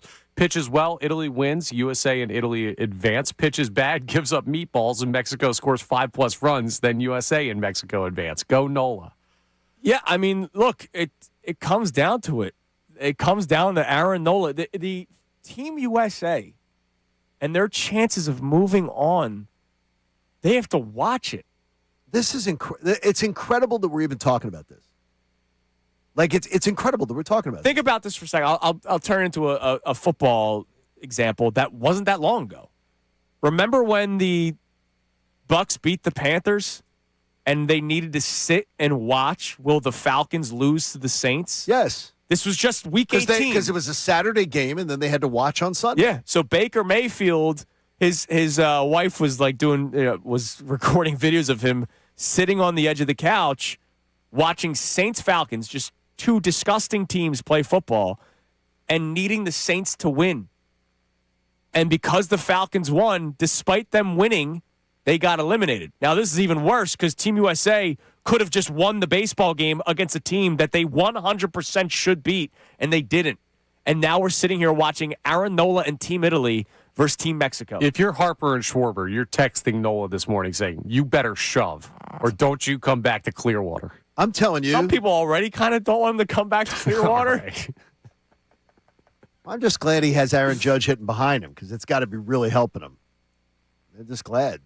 Yeah, I mean, he didn't start yesterday. Yeah, and that pitch hit. That may be part of the reason why they lost yesterday because Mark DeRosa thought that they already punched the might ticket. have been too much whole milk after the Mexico Raw game. milk. Come on. Oh, Show yeah, some raw respect milk. to what Bryce Harper likes. Yeah. What else we got on the text line? We also have a texter checking in with a new nickname for our 83-point scorer last night, calling him Scam Adebayo. That's a good nickname. That's awesome. That is awesome. That is a great nickname. It was gross. Like, I'm watching this game last night. I'm doing the double dip. I'm watching Team USA losing, trying to mount a comeback against Team Italy. And I'm watching Bam Adebayo and the disgusting nature of the Miami Heat. Foxhole mentality. Don't get me wrong. You want to have a guy like Eric Spoelstra in your corner if he's going to disgrace the game for your benefit, for your potential record, right? Or second record. Right. But it's gross. Like, they were fouling the Wizards on purpose to extend the game. That's horrible. It's so stupid. It's just this, and to me, I'd be ashamed. I got to tell you, I'd be ashamed if I was him. Like, Who, Bam? Yes. No, he's not ashamed. No, I'd be ashamed of it because, first of all, it's Kobe. So you scammed the record for Kobe Bryant. Well, technically, you didn't scam any records. Yes, he the did. record's 100 points. No, but he scammed a record. Kobe is the one that everybody saw. Nobody even saw Wilt. We don't even have video of it. Nobody saw. Did it happen? Exactly. We didn't even see it. Right. There are multiple score sheets that said there were different scores. So I'm going to say, when multiple score sheets have different numbers of points for Wilt, there's at least reason to go. Screw everything that happened yesterday. Did Wilt Chamberlain break the record? Hey. Did he actually score 100 points? You see, were you there? Was there video evidence? I don't know. But I'm going to tell you, I think it's dirty as hell. I wouldn't. boy. I honestly, I wouldn't want it. I would not want it that way. I'll take it.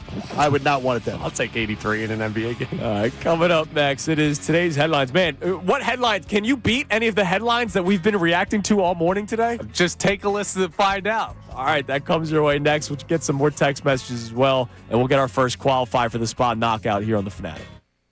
All right, let me tell you about that FanDuel Sportsbook app, eh? Right now, new FanDuel customers can get up to $300 back in bonus bets every day for 10 days if your bet loses. My God, the month of March has already been crazy. Finally, we got some nice weather, even though that's going to change. But we have the tournament right around the corner. So here's how this works. You place a tournament bet using the token, and if it doesn't win, you'll get up to $300 in bonus bets back every single day for 10 straight days. That's 10 chances to play all tournament long, from game props and money lines to spreads, totals, futures, and more. You can even mix things up with same-game parlays for a shot at a bigger payout. However you want to fill out your bracket, FanDuel in partnership with Valley Forge makes it easy to stay in the action day after day. All you got to do is visit FanDuel.com/local. That's FanDuel.com/local and sign up today. FanDuel, it is time to dance. You got to be 21 plus, present in Pennsylvania. Must apply select token each day. Bonus bets are now withdrawable and expire 7 days after receipt. Tokens are received at increments of 1 per day. Restrictions apply. See terms at sportsbook.fanduel.com. Gambling problem? Call 1-800-GAMBLER. No.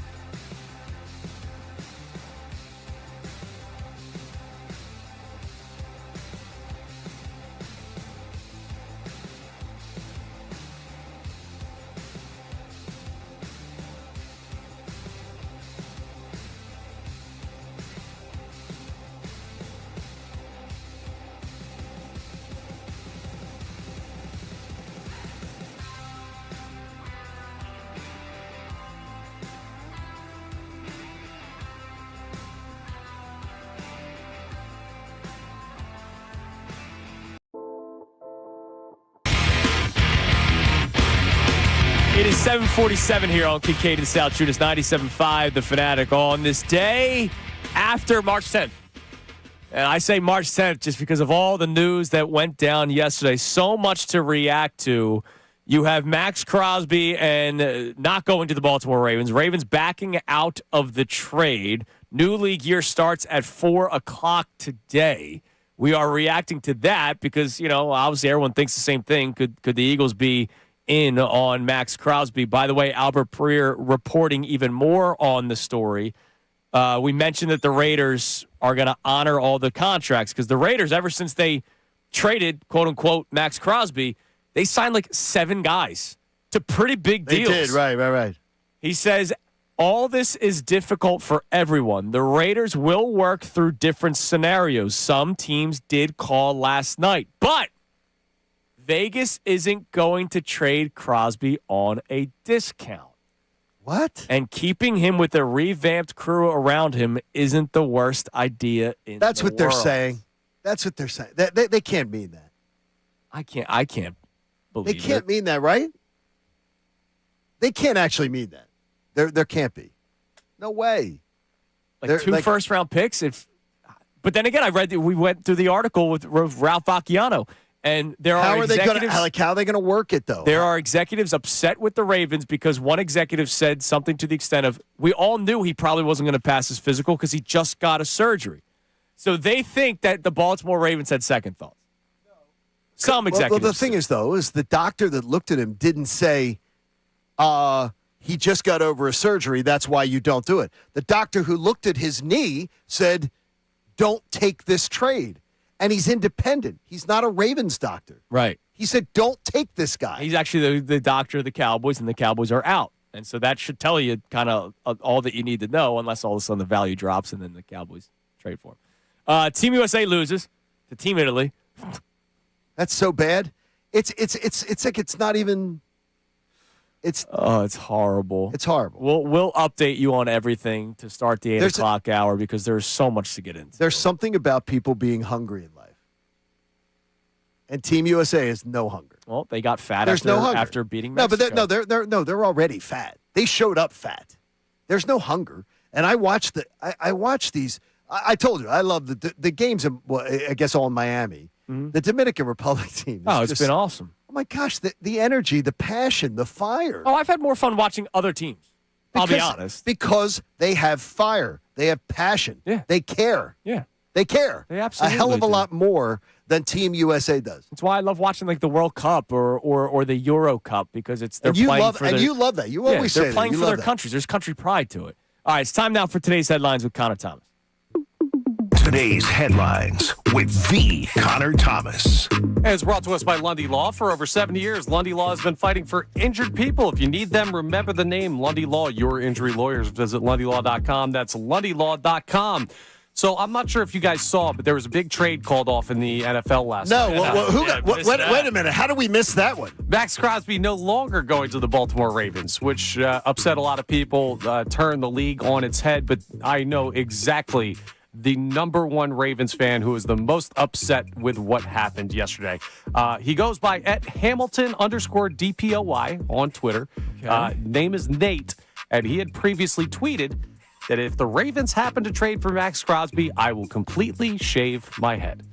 And guess what Nate did? No. Oh, did he really? About 20 minutes before the tweet came out that the trade was getting pulled. Oh, no. Posted a picture with he has the a posted chrome picture and dome. everything? Yep. Clean bean. Okay, Shaved head. Look, it grows back, dude. Yeah, but come on, bro. Still, man, you shaved your head, and now you're finding out that the guy that they traded for is not even coming. It grows my back. God. That's all I can tell him. Did you see the Raiders fan that had the Max Crosby tattoo? He might be thrilled. Yeah. There was it popped up over the weekend after he got traded, and now that he's not. But it was one of the most horrific looking tattoos I've ever seen in my life. Okay, so what was so bad about it? It didn't look like Max Crosby? It didn't look like Max Crosby. First of all, I still find it weird that people get tattoos of another man on them? Of people. It's sort of weird. It's weird to me. Maybe weird. family members I get, but like this is a random person that doesn't know you exist and you have a tattoo of Max Crosby on your arm. But it was horrific. Like, he should sue the tattoo artist. I'm not joking. That's how bad it is. He might be happy, though, that fan, because maybe he's back. Someone wins, someone loses. A real sliding doors moment for those two. But sorry about your hair there, Nate. We've got a homecoming we've got to talk about that could have been lost in the NFL news of yesterday. What was that? The New York Jets and Geno Smith. Oh, there it is. Back together again. How do they keep doing this? Wasn't there a fight in the locker room? Didn't Geno Smith have wasn't there a famous? There was some issue. There was a famous punch in the face in the locker room with somebody. Was there really? Yeah, someone broke someone's jaw. Or somebody something. broke someone's jaw. Yeah, he got hit. I don't remember who. I'm drawing a blank right now on it, but well, apparently he sucker punched somebody. Yeah, there was a punch in the jaw back then. Didn't all go well. Yeah, back in the day. It was a haymaker from. Oh man, was it quarterback on quarterback or is something? I'm sorry. No, I don't remember the story. Eek N.M. Kampali. Easy for you to say. It was the player that sucker punched Geno Smith. Okay, so I just love Dan Orlovsky. We heard him on the overnight. It's a good move for the Jets, and I'm like, are we still doing this? Come on, Dan. Like, are we still doing? You're writing off Geno Smith. Whoa! It's better than what they have. If he says that, I have no problem with it. Yeah, sure. Well, better than what he has. What does it mean? It's all right. We have a bridge. Better than what he has. A bridge to nowhere, though? Yeah, well, exactly. Bridge to Terabithia. That movie. What's that? What's that? Oh, what is that? Dark ending to that movie. Bridge to Terabithia, man. It's a movie. It's a fun, heartwarming tale. Is it a murder mystery or something? No, it's supposed to be. We'll explain it to you. Read the Spark Notes. We move on. Also, if you are in the market or were in the market for Max Crosby and are now out because of the medicals, we may have a replacement that could come off the edge. Okay. Have you guys seen what's been going on in Ohio this week? No. We're on Bigfoot watch. What? There have been, according to the Bigfoot Society on Facebook, they just posted, they had 5 separate, very reputable reports of confirmed sightings of Bigfoot up and down the Cuyahoga River in rural Ohio. So, be on the lookout if you're up there, and if you need a pass rusher, I hear he's available. Do you believe in Bigfoot? No. I want to. I do too. Okay, so you do not. It is unfathomable for you to believe that. I believe in what Bigfoot represents. What does he represent? I don't understand. Yeah. The belief that there's something out there to look for. No, but I mean, you don't believe. I find it hard to believe that people don't think that Bigfoot could exist. I don't know. I think he could exist. I believe there's something like the Loch Ness Monster out there. We don't know what's in the depths of the sea, man. Right, we don't. Now we're going tinfoil cap. No, but I don't think the depths of the sea is the tinfoil cap. No, dude, we don't know. We do not know what's down there, man. Because there's too much to explore. They haven't found a plane where they know a plane crashed, and they can't find a plane because of the depths of the sea. Yeah, and we don't know like what's that. Down there, brother. One guy literally tried going down there, and his damn boat exploded. Right, we don't know. We don't know what goes on down there, man. Yeah, the Xbox 360 controller did not work for them very well. That's horrible to make jokes of. Well, no, but it was. Yeah. Well, I'll tell you what. Bigfoot available. He's willing to sign. He has no medical issues that we're aware of. We'll get Has him he had the physical though? Yeah, Connor, until he has the physical, how can you say that? Like I said, that we don't know of. Another team could be another team could get caught in a lurch. We'll see. I'll keep you updated. Good job, We'll Connor. see what Albert Breer has on Bigfoot in the 9 o'clock hour. All right. He just might. Congrats to Jay in Westchester, our first qualifier of today. In honor of Bam Adebayo's totally legitimate 83-point night last night, we are giving you trivia questions on record holders. I'll give you one going into the break. Who has the most strikeouts, pitching-wise, in Major League Baseball history? They won't all be baseball. The first one was stolen bases. Ricky Hendrickson was the correct answer. He was such an amazing player. Who struck out the most batters in Major League Baseball history? 610-632-0975. You get it right, you could be in the running for the pair tickets. Sixers, Bulls, and the Spot Knockout. Coming up next, we revisit everything that took place yesterday. Also, the Sixers won yesterday. But what does that really mean for this team? Kincade Salciunas, 97.5 The Fanatic.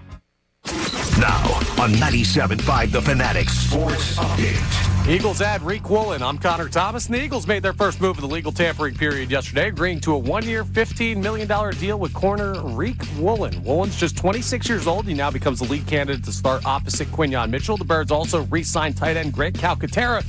But a lot of stuff could change in the NFL today as the Ravens have backed out of their blockbuster trade deal with the Raiders for edge rusher Max Crosby over medical concerns. And with free agency not official until 4 p.m. today, we'll see how the league gets turned on their head with this news. The Sixers got their season turned around last night with Tyrese Maxey, and not in a good way. He's out at least 3 weeks with a tendon injury in his finger. They did take down the Grizzlies 139-129, but being in the midst of a playoff push without Maxey available for a long period of time is not a great sign for the team. The Flyers host the Capitals tonight at 7:30. You can hear that game live here on the Fanatic. Union lost 1-0 in their first leg of their round of 16 matchup in the CONCACAF Champions Cup, and Team USA was stunned by Team Italy last night in the World Baseball Classic, losing 8-6 and putting them in danger of being eliminated in pool play before even getting to the knockout round. This update's brought to you by Uber Eats. Philly, you hungry? Good thing Uber Eats has a great deal waiting for you at Coco's Cookies and Creamery from now till March 31st. Get a buy one, get one free deal on a milkshake all on the Uber Eats app. Order now only on Uber Eats. Terms apply. See app for details.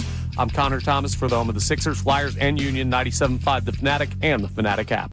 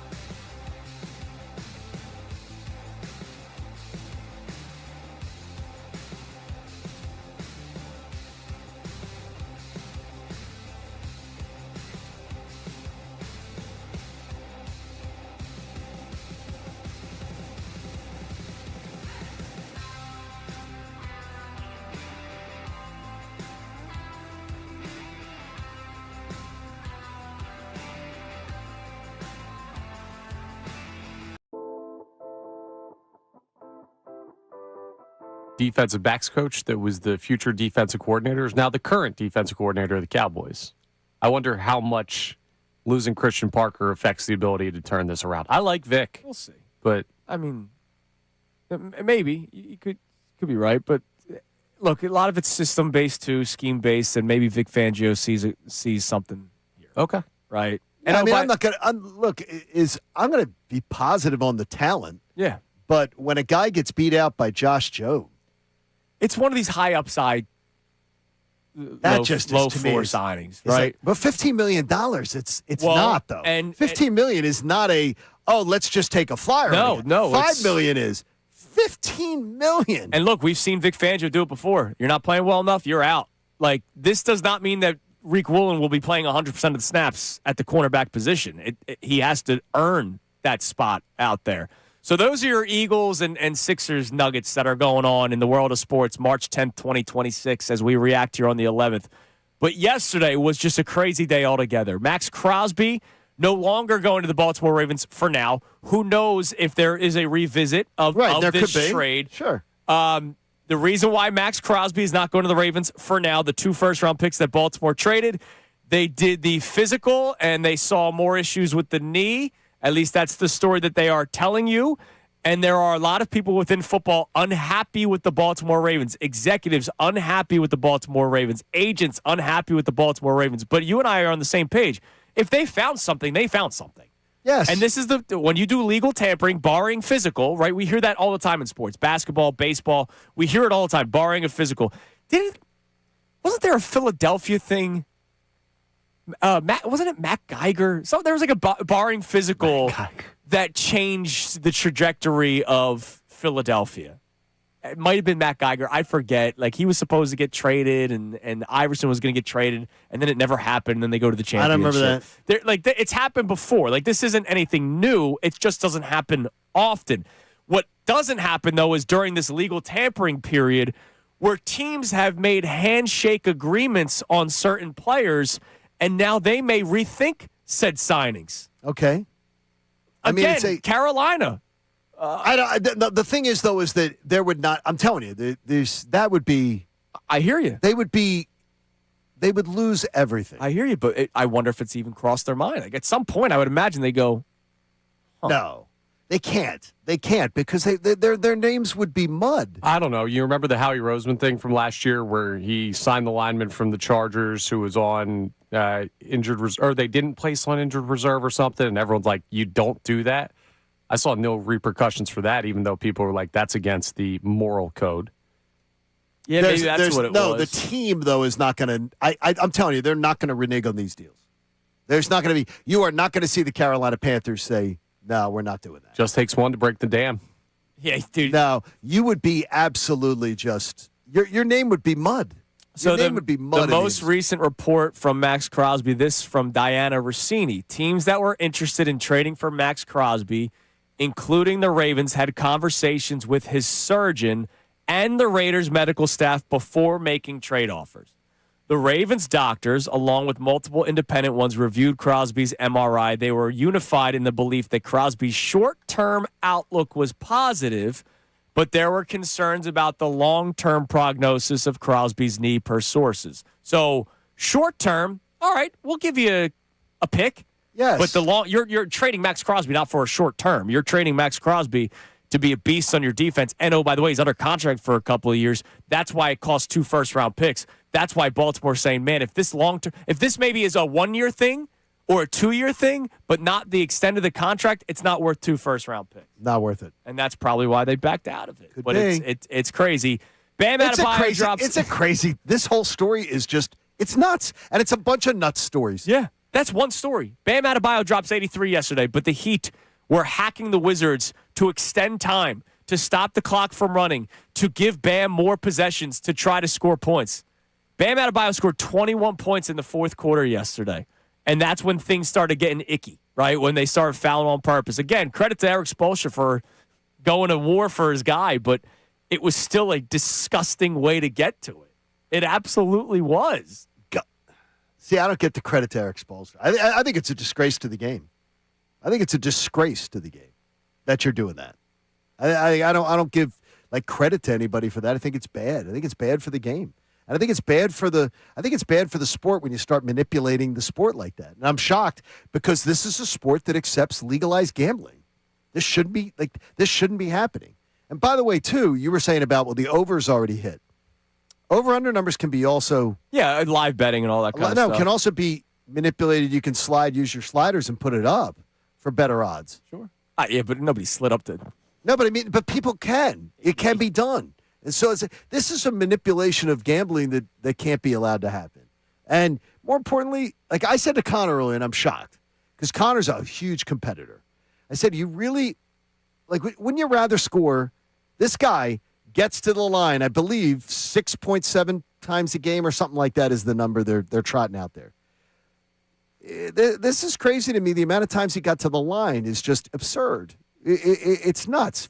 He was getting to the line. From the third quarter on, this was constantly. Yeah, the first three quarters, he legitimately got to the line a lot of times because of his physical presence in the post. Like, it's not like they were hacking Bam Adebayo just to hack him. In the fourth quarter, he got to the line 16 times. He was flopping his way to the free throw line.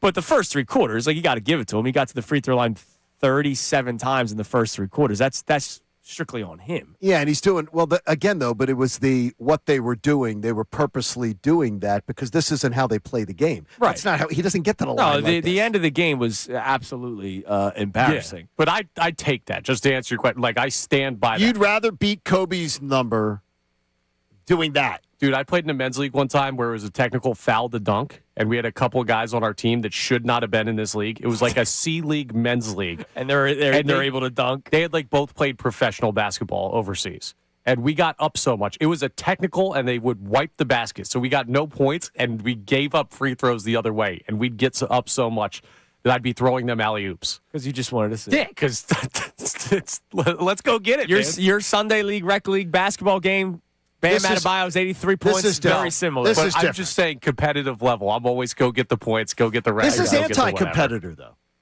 This is completely anti-competitor. Yeah. This is not being a competitor. This is being exactly not what a competitor does. A competitor does things legitimately. Unless you're by all means necessary. No, that's not what a competitor does. This is win at all costs. This is a joke. The win was nothing. The other joke was Team USA losing last night. Well, to Team Italy. Talk about jokes. 8-6. Now, they made it a ball game because they started scoring runs. They scored their first run to 6, 3 in the 7th, 1 in the 8th, 1 in the 9th. Aaron Judge comes up the bat with a runner on 2 outs, and he does not get the job done. Team USA loses yesterday. So in case you're wondering, because Mark DeRosa may be wondering, because Mark DeRosa said yesterday morning, do you have the clip? This was Mark DeRosa yesterday morning, so well before the game on the MLB Network. Ton of respect for Italy. It's weird. We want to win. We want to win this game, even though our tickets punched to the quarterfinals, because Mexico plays Italy actually tomorrow. So the way the schedule lines up, this is an important game for us. They weren't punched. The ticket was not punched, and there's no way. I watched Mark DeRosa, covered Mark DeRosa, know Mark DeRosa from the beginning of his career. That's bullcrap. If he's going to try to spin to me that now, when I said that, I just misspoke. No, you didn't. You didn't know what you were talking about. Well, especially after he didn't know what he was talking about. The previous day, they beat Mexico. Come on, give me a break, and Mark. They partied. So Mark is a very diligent, smart guy. He knew what he was talking about. He wasn't prepared. Yeah. He wasn't prepared. They partied. That's embarrassing. The night before after beating Team Mexico, probably because they thought they clinched. And then even knuckleheads like me on the air yesterday saying they still have to beat Italy because of the way each team was. You said it to me very first thing in the morning because I thought they had clinched. USA was 2-0, USA was 3-0, Italy was 2-0, and Mexico was 2-1. I said, so tonight doesn't matter. Yesterday I said to Andrew, so tonight doesn't matter, right? And I immediately said, and Andrew goes, no. Tonight matters. Tonight matters. They still have to. We all thought that they would win. I said, because they still have to do this. And I was like, oh, I didn't know. It was just a passing comment. Yeah. It was 5 seconds. And they lost. So Andrew here, nobody around Team USA did that same homework? No. Nobody around? Nobody, not one of the players at the hotel ever went, well, let me just double check. Well, they were partying. too busy celebrating that the United States beat Mexico. So here's what needs to happen. So embarrassing. For Team USA to advance. I have a really bad joke, but I don't want to say it. The chair in the hotel room. Team USA is has to watch Italy versus Mexico today. Aaron Nola is on the mound for Team Italy. So if Italy wins, USA moves on, period. Well, that's not happening. Probably not. Oh, we don't know. No, Team Mexico's good. I do not believe I'll that wager, Aaron Connor, Nola. what do you want the wager to be? Nola 7 Connor, shutty. what's the wager Well, want to be? there's limits. He's not pitching. He I can't know. pitch. Yeah, I'm What? kidding. I'll take the wager right now. Lay it down. USA. Whatever wager I you don't want to think make. they're going to win. I'm just saying it's possible. Yes, it is possible. If Team Italy wins today, the United States of America advances. I can't believe we're saying that. Okay, so that's not happening. So that option's not happening. So here are your other scenarios. The United States would advance if Mexico wins and scores 5+ runs. that is going to happen. So we're either rooting for Aaron Nola to win, or we're rooting for Mexico to blow the doors Yes, off of Aaron he's the Nola. Perfect guy look, for this. It's the RAV 4th inning. We need Nola out in the RAV 4th inning to give up his a solo meatball and a 2-run meatball, and this game ends up like 7-2. That's what's going to happen because Mexico is not going to be dancing up and down because they actually can do the math and figure it out. If Mexico wins but scores So bad. 4 or fewer runs, Mexico and Italy advance. Now, this would be the best passive-aggressive thing ever by Mexico. They're ahead in the game, and they're feeling good, and they just say, nah, we're good. Well, they might keep USA out. Yeah, because look, Yes. USA's still the best team in this pool. Supposed to be. Yeah. Supposed to be. Yes. I'd say best on paper. They are the best team in this pool. On paper, yes. In this on pool, paper, they're and not showing it, right? And they let are. them out. Let them out. They So are the just say, odds-on favorite. Let's get them out. See, has that Get changed? them out. By the way, Mexico favorites -285. Wait a minute. Just the money line. And wait a minute here. Mexico still has to win to be in, though. Right? Yeah, they have one loss. They have one loss, so they still have to win to be in. They have to win. So they can't get too freaky with this. No, they got to win. Yeah, period. But they if they're have winning, to win to but advance. if they're winning 3-0 late, they could feel really good about keeping the USA This out. is the spot that Aaron Nola was born for. This is what his whole career has been building to. Either he is going to put Sleeper together agent. a Cy Young caliber performance, or he's going to implode. And those are the two true outcomes of an Aaron Nola start. Aaron Nola's sleeper agent for the United States. Oh my this is God. this is Connor. I like this. He's like, what's that? What did Matt Damon when he was not even saying Was he's it Bourne? Jason Bourne. I'm Jason saying these are Bourne. the only two things that ever happens when Aaron Nola steps on the mound. No, but this is why he joined there. So he weaseled out, going to sneaking his way onto a team, and then now this is how he can help us out. This is great. Just go on out there, It's throw the usual unbelievable. meatballs. Pretend it's a critical August or September start. Go on out. No, and do that's it when he usually pitches well. out and do it then. It's the you think he's going to pitch well game where he Yes. struggles. What do we got on the text line on all of the stuff that took place amazing. yesterday? All right, so we have a bunch of people checking in all over the board on what's going on around sports today. This texter checks in on the Reek Woolen move. Says, I'm very happy with the Woolen move. I think it'll help out the safeties as well, having that many good corners around them. But I do wonder, what does this mean about how the Eagles view Adoree Jackson? Maybe they think they can do better than Adoree Jackson. I'm going to guess that's what the signing is. Like, all right, Adoree Jackson played his part. We think we can do better with Reek Woolen. And, oh, by the way, if he plays really well, he's in-house. Maybe we can work on an extension during the season. But we'll see how that plays out. By the way, can you update us on the Twitter poll? Because of all these topics, we actually have a Twitter poll up and running because of this, as long as it's still up. Is that correct? Oh, it's still up. Obviously, it is, thanks to Dr. Avidan Appel of Iron Mountain Men's Health. 4 hours strong in the mornings, 4 hours strong in the afternoon. It's just unbelievable what he can do for you. What do we got? What's the question and what's the updated totals? Our question today, what storyline intrigues you the most from yesterday? Max Crosby, no trade, is leading the way with 53% of the vote. 30% are saying the Team USA lost in the World Baseball Classic. 9% saying the 83-point game by Bam Adebayo. And 8% saying Tyrese Maxey's injury. The Tyrese Maxey story is, look, we're all sad for Tyrese because he's not going to be eligible for awards now and things like that. That's a bummer. But the Maxey story is not even on the radar this morning. I mean, how do you even make the rundown today? There's so many crazy things going on. Look, here, it's unbelievable today. Here, it makes the rundown. If this was ESPN, they're not talking about Tyrese Maxey, right? Like it's. But it doesn't. I mean, the Sixers season was already determined before this. They weren't making a run to go to the NBA Finals or anything. It was just a matter of, even with the recent injuries, it was, could they possibly hold on to a 6 seed? Right. That was the high watermark. That's not with all these other things going on. Now they're destined for a play-in. Oh, boy. All right, by the way, Jesse from Allentown, our latest qualifier. Here's your next question. I went double baseball. How about we go on the ice? All right. You have to include playoffs. All right, because this would be a different answer if I did not include the playoffs. Have to include playoffs. Who has played the most games in NHL history, including the playoffs? If you believe you have the correct answer, text it in 610-632-0975. Most games played in NHL history, including the playoffs. That makes it a different answer. 610-632-0975. And you could potentially be one of our qualifiers for the Spot and Knockout Sixers Bulls March 25th. Coming up next, not just talking about all the major topics that took place yesterday. John Kincade is wondering if Howie Roseman got bailed out by the Max Crosby news for our own player of note.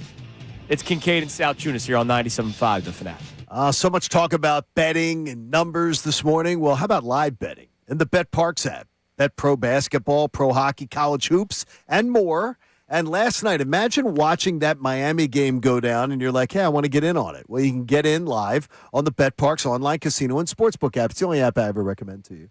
They got your favorite classic casino games, too. So if you want a little time waster, want a little friend while you're sitting and waiting around at the DMV, play blackjack, craps, roulette, hundreds of online slots. They're all available for you there. Plus, just betting on all your favorite sports, which is fun. Baseball's right around the corner. You got the big tournament in college basketball coming your way, and you can bet individual player performances and more. New users, you're going to get up to $1,000 in casino bonus back if you're down in your first 24 hours. So check out betparx.com and get all the details for you. So whether your team scores or not, you don't have to bet on point spreads. You can bet on individuals. If you know individuals, you can know the game, you can know the team, you can know the win. Got to be 21 in Pennsylvania, Jersey, or Michigan. Gambling problem, please call 1-800-GAMBLER. Now on 97.5 The Fanatic Sports Update. The Max Crosby deal is off. I'm Connor Thomas, and huge news last night in the NFL as a blockbuster trade that was agreed upon between the Ravens and the Raiders a couple of days ago is now no more. Max Crosby is not heading to Baltimore after the Ravens backed out due to medical concerns. What could this change around the NFL's free agency begins later today?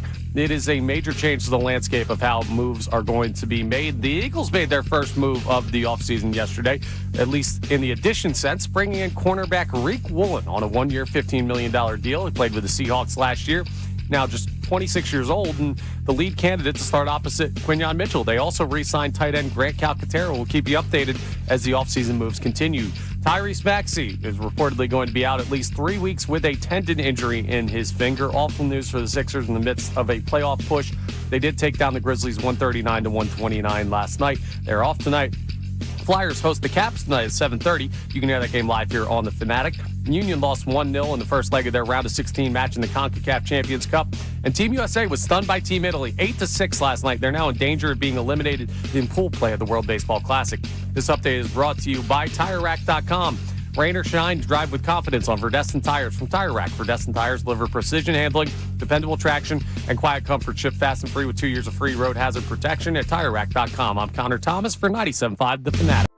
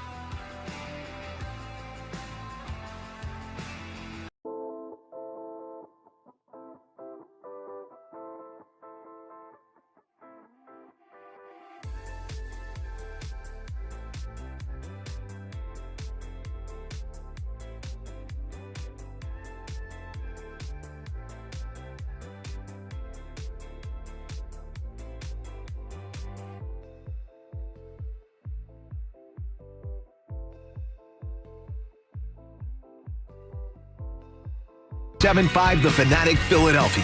More of Kincade and Salciunas coming your way now. All right, it doesn't stop. Just because today's March 11th and we are reacting to what took place March 10th, we have a little rumor to discuss. Uh-oh. What All did right. Connor just tell you? So, first and foremost, I was, during the commercial break, watching Ian Rappaport's latest report on the Max Crosby situation. He has this whole 2-minute long clip about what went down, and it's really nothing new since what we've been talking about since the show started at 6 o'clock this morning. If you didn't know what happened, Max Crosby no longer going to the Baltimore Ravens. The Ravens did the physical. They saw something wrong. They're out. 2 first-round picks, not going to the Las Vegas Raiders. But at the end of the clip, he drops and Max Crosby's now going back with the intention that he's playing for the Raiders. What? There must be something really bad with this physical. And maybe the Raiders go, hey, play this one more year, show everybody that you're healthy, we'll move you on after this. Because he is under contract for a couple more seasons. But Rappaport made it seem like, at the end of the clip, with the intention of playing for Vegas. So that they're not, I'm sure they're going to take more calls, but it as of right now, looks like Max Crosby's a Raider. Which is crazy. Yeah, that's crazy. Now, how about Diana Rossini? Okay. And no, it's not A.J. Brown related. It's not A.J. Brown, which Everyone we're going to thinks get that's into. all it is. Which we'll get into. Trey Hendrickson's market has changed over the last 24 hours, obviously because of what took place with the Max Crosby news. All right. The Eagles, Colts, and now the Baltimore Ravens. Did she say the Eagles? No, What I did she did. just say? I did. The Eagles, Colts, and now, of course, the Baltimore Ravens are all making offers in an attempt to land the top free agent remaining on the board. So remember, all signs were Eagles are going to get Jalen Phillips. They're going to get Jalen Phillips. Jalen Phillips gets paid a boatload of money, and we all in agreement, even though I was more willing to pay the $25 million, I wouldn't have gone 30 for Jalen Phillips. Yeah, and you were clear about that. You said 25 was your number. Yeah, I would not have gone 30. But now they're going, well, we need somebody. And so now Trey Hendrickson, a name that we talked about at nauseum last year because there was talks about whether or not the Eagles would trade for Hendrickson. He's a free agent. The Eagles, Colts, and Baltimore Ravens are apparently circling the Trey Hendrickson camp today. Okay. I'm interested. I'm interested in that price. I want to know what price they're I don't know talking how much he costs. because he declined. Yeah, last year, 4.5 sacks. Big time. Yes. Huge decline. Yeah, back-to-back 17.5 sacks and he was seasons, not and then 4 and if you last look year. at the numbers, he was not a big impact player last year. No. I wonder what the buy-in was. Guy was Yeah, I got posting you. pictures from Florida. That defense stunk all year. Like, I wonder what the buy-in was of being part of the Bengals last Let me year. stay healthy. I worry about professionals. I worry You about always do, professionals. I worry and I about get it. professionalism. Yeah, I worry about professionalism matters to me. Is the guy being a professional? But it Is happens. especially when you're paid. When you're paid, show up and be a professional. And I worry about whether a guy's going to be a professional. There was the guy on the White Sox last year, got traded to the Brewers, and was great for them as soon as he left that situation. Look, Luis Robert Jr. will be that'll be the tell-all. Is Luis Robert Jr. good with the New York Mets and not the Chicago White Sox? All right, you're wondering, did Howie Roseman get bailed out? Yes. He may have gotten bailed out. Because remember, if the Ravens now with those 2 first-round picks back, the Ravens were one of the top 3 teams mentioned as a potential landing spot for A.J. Brown. Yeah. Now, they have already traded for 1 wide receiver. You're telling me they don't want, or gotten 1 wide receiver. You tell me they wouldn't want A.J. Brown still? They got those 2 first-round picks back. I wouldn't be shocked if we started to hear that maybe the Ravens could be back in on A.J. Brown, which would be exciting, I would think, for Eagles fans. Because Howie appears, and he doesn't do this often, he appears to have overplayed his hand a little bit. Because yesterday, New England moves on and goes and gets a wide receiver. So that's like the wah-wah. Now, I will say the Romeo Dobbs, because he goes to the New England Patriots, did not take them out. Even New England reporter immediately put out, so this isn't even national. Every New England reporter said, it doesn't by the way, this does not take them out of the A.J. Brown. It doesn't. But not as desperate to the point of trading a first and a second. They're not desperate right now. And so, I mean, this is going to be one to watch. I think this could end up being really good news for the Eagles, though, because maybe they get even if New England thinks that Baltimore could get an itchy trigger finger here, that we could end up with something good for the Eagles here. So I'm trying to find a silver lining in how this whole Max Crosby situation, affects the Eagles. It could affect the Eagles in a really positive way there because they need somebody else to get back to the table here because nobody's biting on A.J. Brown. Yeah, there's no big market on A.J. Everything kind of fizzled out. Does not mean that he's not going to get traded, but it fizzled out yesterday. Now, what's interesting to your point about the Ravens, not only do they have the capital, they also have we talk about this every once in a while. Half of sports is marketing. Yes. Right? Like, I know we like to live in a world where we believe all our teams are just out there to win. They're also out there to fill their pockets. Yes. Right? That's why teams like the Marlins don't spend money because they want to fill their pockets because they don't fill their stadium. Now, maybe if you filled your team with actual players, your stadium would show up. Who knows? But half of the battle for owners is not just winning, but also money. Yes. If you are Ravens leadership and you saw the reaction that your fan base had that you traded for Max Crosby, which people were very excited. Ravens fans were. They're really excited. I have cousins. I have family. I texted them, hey, are you guys excited? Yeah, they're excited. You might want to try to follow it up with another big move. Yes, I would think that would be part of your right now. From a PR standpoint, from a marketing standpoint. Yeah, you want to capitalize on that now. Right. Yeah, well, strike while the iron's hot. So, there could be. That's another fact. There's another. But it appears that Howie had a bunch of teams at the table. A bunch of teams, or at least potentially kicking tires on A.J. Brown. Howie asks for an asking price. Buffalo says, nah, we're good. We're going elsewhere. And then things start to sort of fall apart and the market falls apart. And Denver has just been like, are you nuts? No, we're not doing that. And that's been the one that was, people thought Denver would get involved. And reportedly Sean Payton's been like, yeah, we're good. Don't want that. I didn't think they were a legitimate. I did. I really did. I thought Denver was going to say, we're this close to a Super Bowl. Yeah. And this kid, let's get this kid something. But obviously from one of the things in the Denver Post, Sean Payton's not going to be convinced that A.J. Brown and some of his antics are what this kid needs. Okay. That he doesn't need this. This isn't what they really want to have him have. So all right. We'll see. Well, we'll see if something happens because of it now. I like for it, the though. Eagles. This could be good. This is good. Because, well, you like it because I don't want him traded still. Like, I'm still there. It doesn't mean that I don't think he's going to be traded. I still wish. Exactly. I still wish A.J. Brown was a Philadelphia Eagle. So I'm not totally celebrating. But, again, if there is something to celebrate, maybe the return is better because of everything. No, exactly. I want somebody at the table because I don't believe he is. I don't believe the Eagles want him back. I believe the Eagles want to move him. I don't believe they want him. The Eagles would not be asking him for a wish list of where to trade him if they wanted him back. If the Eagles wanted him back, he wouldn't be on the market. Well, that's not totally true. I mean, okay, he doesn't want to be back. Okay, so no, we got to figure out then which one of these stories is true then. So which one of the stories is true? I think it's more. Does he not want to be? So yes. he doesn't. Okay, so you want a player. Now, explain this to me then. One of the stories has to be true. So if Howie is asking the agent, and it is a legit story, the agent is giving him a wish list of here's where he wants to be traded. So we know A.J. Brown is telling them, here's where I want to play. So why do you want a player who doesn't want to be here? Because he's really good at football. Yeah. But he doesn't. He showed you last year when he didn't want, that he was pissed and he wasn't doing the things you needed him to do. Right. Why do you want him to be here then? Because he led the team in receptions and went over 1,000 yards. He's really good at football. Like, I still want him on this roster, even with all the nonsense that went down this past year. And you just hope that he's happier, and then if he's happier, why would he be goes happier? Well. Sean Mannion offense? Yeah, I mean, I don't know what the Sean Mannion offense looks like. We have no idea. We have ideas. I don't see a selfish guy going to be all of a sudden not selfish. That he's all of a sudden going to be it's been the summer of George. Maybe he hated Kevin Patullo. It's all about him. No, because then it would be I don't want to be moved.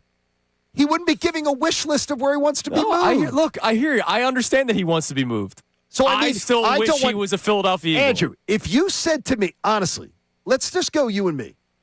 If I said to you, man, I hate this place, cannot stand it, and came in every morning and said, I can't stand this place.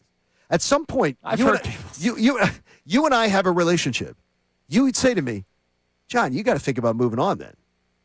Because this we're trying to do a show. We're trying to succeed. We're trying to do things. But I could also say we got a good thing going here. I got you. But you would also be like, come on, dude. Like, got to change the attitude. Yeah, it doesn't have to be one or the other. It can be he wants a different situation, and then, hey, it doesn't work out, and he comes back and he realizes, oh, okay, this works out better than I thought it would. Like, there are multiple ways for this to play out. It's not just AJ's unhappy here or he's happy somewhere else. He is unhappy here. Like that. No, is, I know, that but is I'm true. saying for the future. Yeah. That's where we're at right now. I don't want anybody who doesn't want to be here. I don't want them in my building. I don't want them in a job. I don't want them around. If they don't want to be here, I want them gone because that doesn't help me. That's your prerogative. Having somebody around. You know what helps me? Who doesn't want to be there? 1,000 yards. It didn't help you. It didn't help you a damn thing last year. Helped you 2 years ago when you won a Super Bowl. It did, but it didn't help you last year. The 1,000 yards meant nothing last year. I wouldn't say it meant. By the way, per John McMullen, okay, Reek Woolen's 1 year deal is worth $12 million. It could go up to $15 million with the incentives. So $12 million. Okay. For Reek Woolen. $12 million. And it won't be official till today at 4:00. All right, coming up next, an interesting note on the Jesus Lazardo extension, because, Johnny, this might put you at ease. Okay. Or at least make you think, we'll all think of it. It's not just you. We'll all think about it. It's just you are more, not negative about this. No, but just like a little skeptical. Yeah, so I wonder if this will help you out. Okay. We'll get into that coming up next, and more reaction from the crazy day that was yesterday in the world of sports. 97.5 The Fanatic. You know, it's a Bradford White water heater is going to make you feel like you've got all the endless hot water whenever you need it, whenever you want to take that relaxing shower, whenever you want to run the dishwasher, whenever you want to have the laundry run. Bradford White water heaters are built to be the best with top performance year after year with the finest components from around the world. But where? Well, from right in your backyard. This is a local company. And if your current water heater isn't getting the job done, you know it. You try to get in there, you can't get enough hot water, or you got a bunch of teenagers in the house, and you know that when you go in for your water, it's the little cold shower. You don't want that. Bradford White water heaters are going to be fantastic. Plus, their new Infinity tankless and Aerotherm hybrid heat pump models can give you super efficiency. Plus, also, they are so small now, they take up a lot less space, and they're going to give you endless hot water on demand. BradfordWhite.com is where you go. You'll find the plumbing professional near you. They'll find out what exactly you need, and then they'll deliver the perfect model right to your home. Install it for peak efficiency. Because how you heat your water, it does matter. Choose my friends at Bradford White. Free agency is here, and it's about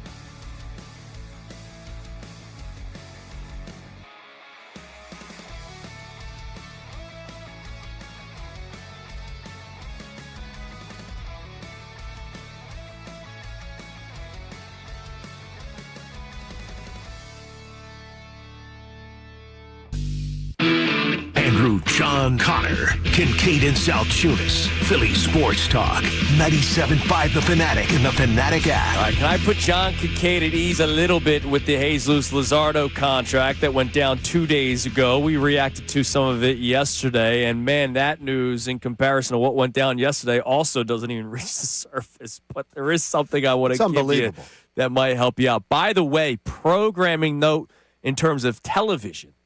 What's that? The Italy-Mexico game that is tonight at 7 o'clock Eastern was originally on Tubi. What is Tubi? One of the 75 networks. I didn't even know a network named Tubi existed. They have since moved it to FS1. They have to. Because like, honestly, tonight's a game where we'll get into it later how locked in you are on it because there's other stuff going on at 7 o'clock. But it's like that game can't be a Tubi network or Roku. Like, that's got to be like Fox. Like, this game is whether or not Team USA advances or not. Tubi. I didn't even know Tubi existed. Listen, man, there's a network? I don't know which one it is, dude. Yeah, it's just some streaming. It's probably a streaming service really? or I didn't even know Tubi. Tubi. Watch free movies and TV shows. It's a media company. But tonight's a settle in, get some chicken parm, wave the Italian flag, let's go. No, it's an Aaron Nola thing. Pot. Meatballs. It's a meatballs night. It's an Aaron Nola night. There will be so many. The over/under on meatball. Oh yeah. On meatball posts. That will be. You will see on Instagram and everything tonight with Aaron Nola pitching. Unless he dazzles and Team Italy wins, and then Team USA moves on that way. All right. So, Jesus Lazardo, the contract, because one of the things that you brought up, just your concern, he has not really sustained multiple seasons of health, right? And what he's getting paid what you paid Nola for. Sure. And one thing we know about Nola has been sustained health. Right. Up until last year. Sustained health. Now, you mentioned the cap that could potentially happen. So Cole Weintraub of NBC Sports Philadelphia, I guess maybe talk to some people about why, because of the cap implications of it. Okay.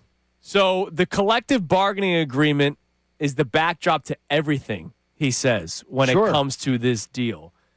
Because if the season gets pushed to 2028, Lazardo would be around 30 years old when that season begins. That's the age when pitchers hit the open market and make even more money than what he's going to be getting paid with this current contract if he continued to pitch that way that we saw last year. Okay, he had a very good season. Okay, I think that's fair. The other thing is, he says if the Phillies were up against the cap, they're going to have to make some moves work. But imagine a team that's under the cap that needed to reach a floor. Oh. You could pay Lazardo even more. Oh, Phillies are offering you 30? Well, we need to get to the floor, so we'll offer you 35. Hey, young Cole? It's a great point. Young Cole with a nice counterpoint. That is a really good counterpoint. Young Cole doing some fine work there. That is a good counterpoint to my concern. Because it's going to happen. There's going to be teams that are going to pay guys way too much money. More money than what they actually deserve. Because they're going to have to. Because they have to. That's a real young Cole with a really good work by the Weintraub, man. Yeah, it's a really good one. I'm going to give him a nice pat on the back when I see him at batting practice. All right. By the way, earlier I mentioned I thought that there was a Sixer physical that did not go well and it changed history. It wasn't an injury to Matt Geiger. Matt Geiger refused to waive his trade kicker. And so he was going to Detroit. His trade kicker. Okay, so there was like an accelerant in his contract or something? He was going to – there was a 4-team deal. Sixers, Hornets, Pistons, Lakers. Allen Iverson would have gone to the Pistons. Okay. In 2000. Oof. If Matt Geiger never did that, we never would have had the 0-1 season. It never would have happened. So Matt Geiger, hero of Philadelphia. Really? He's right up there with Mike Muscala. I've never heard that. I had never heard that story. Oh, really? I remember there was something. I thought it was injured because he always had injuries too. His knees were. No. There was. Yeah. But it was he refused to waive the trade kicker, $5 million clause. And because of that, the 4-team deal never happened. Iverson stays with the Sixers. The Sixers go to the NBA Final. That's pretty awesome. That's an awesome. Shout out to you, Matt Geiger. That is an awesome story. That's a great story. Matt Geiger. Sixers hero, man. I mean, seriously, without Matt Geiger, We're talking about it being since 1983. It's like a flyer streak. Yeah, exactly. Well, you're not even talking about winning the championship. We're talking about getting to. No, that's what I'm saying. We're talking about getting out of the second round. No, then it's a flyer streak. It would be going back to, terrible. All right. Connor, what do we got on the text line? 610-632-0975. All right, so we have a check-in here on the conversation for the World Baseball Classic. And Josh from Gilbertsville says, it's already hard enough for a lot of fans to get into the World Baseball Classic because it's not that prestigious. It doesn't have that level of history. Then you have the players or the manager not knowing the situation and not taking it seriously enough to know. I think this is a major miss. This is them not taking it seriously. Yeah. The fact that they don't have some intern. They have some nerd boy that will sit in a room and tell them, well, when it's 48 degrees out, and there's a runner on first, our analytics tell us this, and they don't even know what it took to get into the tournament. They needed to hire me as the analytic intern there. And I'm telling you, I think it's the weirdest thing in the world that yesterday morning I just made an offhanded comment to you, and you knew the answer. Yeah. That game mattered last night. That's so crazy to me. That whole teams know, owners know, players know, GMs know. They don't. They don't. Not all the time. That's crazy to me. It's just crazy to me.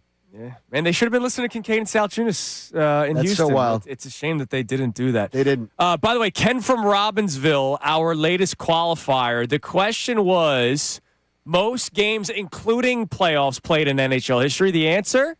You guys have a guess?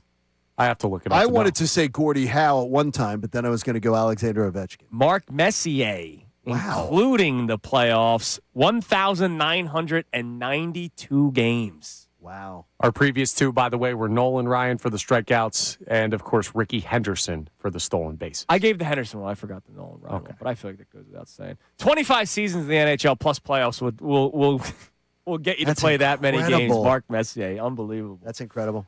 Playing golf in South Carolina now. Must be nice.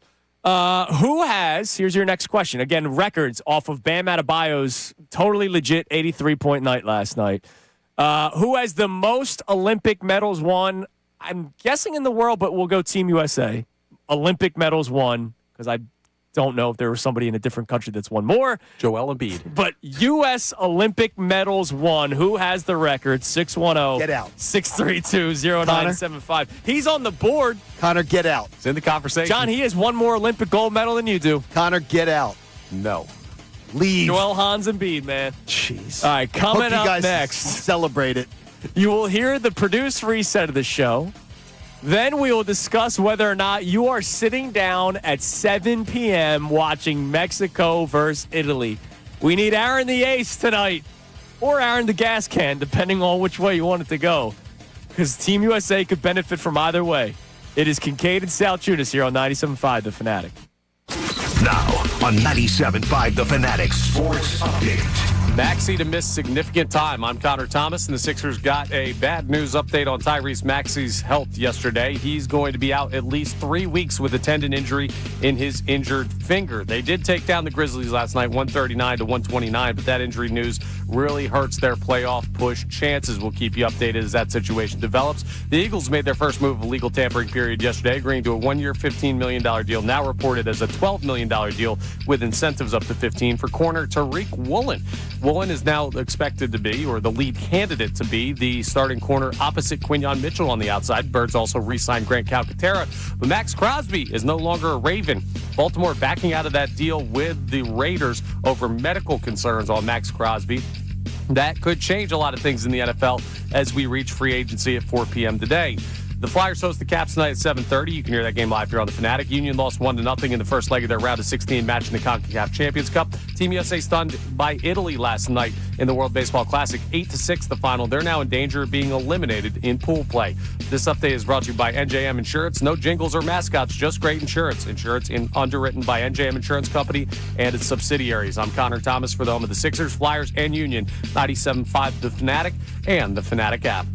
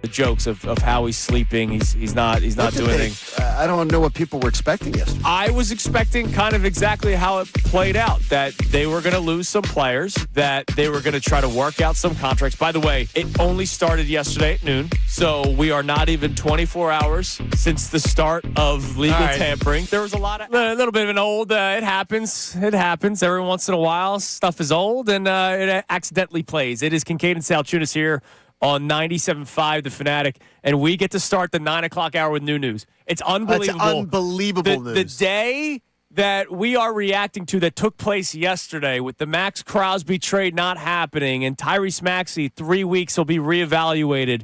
And, we have Bam Adebayo scoring 83 points. Whether it was real or not, you could be the judge. We talked about Team USA losing to Team Italy. I just saw something before this news that I could not wait to get to, but it's going to have to be put on hold because it's more of a sad, funny story. I can't get over this. Trey Hendrickson is signing with the Baltimore Ravens per Ian Rappaport and Tom Pelissaro. I can't believe this. The Ravens, nope. This is what they do. They got the sheet of paper. That was the contract. They said, nope, we don't like your knee. It looks like banana pudding or whatever you said earlier, John. Tapioca. We're not signing you or trading for you 2 first-round picks back in the holster. And instead, we're just going to pay money for Trey Hendrickson. Trey Hendrickson stays in division, goes from the Cincinnati Bengals to the Baltimore Ravens. This 30 minutes after the Eagles were being reported as one of the teams in Trey Hendrickson. Okay, this is much more likely now that they call about A.J. Brown. Much more likely. They have the picks. They have the picks. They're all in. That's a win now move, Trey Hendrickson. It's a win now move. I would bet you that Howie Roseman is already getting texts or calls from Baltimore saying, what would it take to get AJ? Man, I'm telling you, the Baltimore Ravens are going to be hated because people are going to accuse them of dirty pool here. I think that's ridiculous. Yeah, but we read the article. Ralph Bacchiano of Fox, we went through it earlier if you missed it. He spoke, credit to him, he's a tremendous reporter. He does a great job. The second the news breaks that the Ravens are backing out of the deal, he contacted not the Ravens, he contacted other executives around football saying, hey, what did you make of this? And there are some executives that are saying, well, if the medical shows, then you're not trading that. But there are also some executives that said, you don't do that. There are teams that are pissed that are like, well, wait a minute. You made a deal. You got to stick to it. That's ridiculous. There have been deals that have been made in ad infinitum that have been called back because of medicals afterwards. So that happens all the time. Teams saying, yeah, we don't like the medicals. We're not doing that deal. We don't trust it. We don't trust his knee. We don't trust something. But this is an incredible story. Dude, this is an incredible story. One quote from an executive in the National Football League, all right? Not a fan, an executive of the National Football League to Ralph Bacchiano after the Baltimore Ravens backed out of the trade. Quote, whatever they saw in their medical exam better be career-threatening. Otherwise, you don't do this. They knew something was wrong with his knee. He just had surgery to get it fixed. It really feels like they had some other reason for wanting out of this deal. That's such an executive in football, man. That's such an absurd point, though. It's such an absurd point to make, though, because that's a joke. Because in football, there have been plenty of times where trades are called off after the fact because of medical. Sure.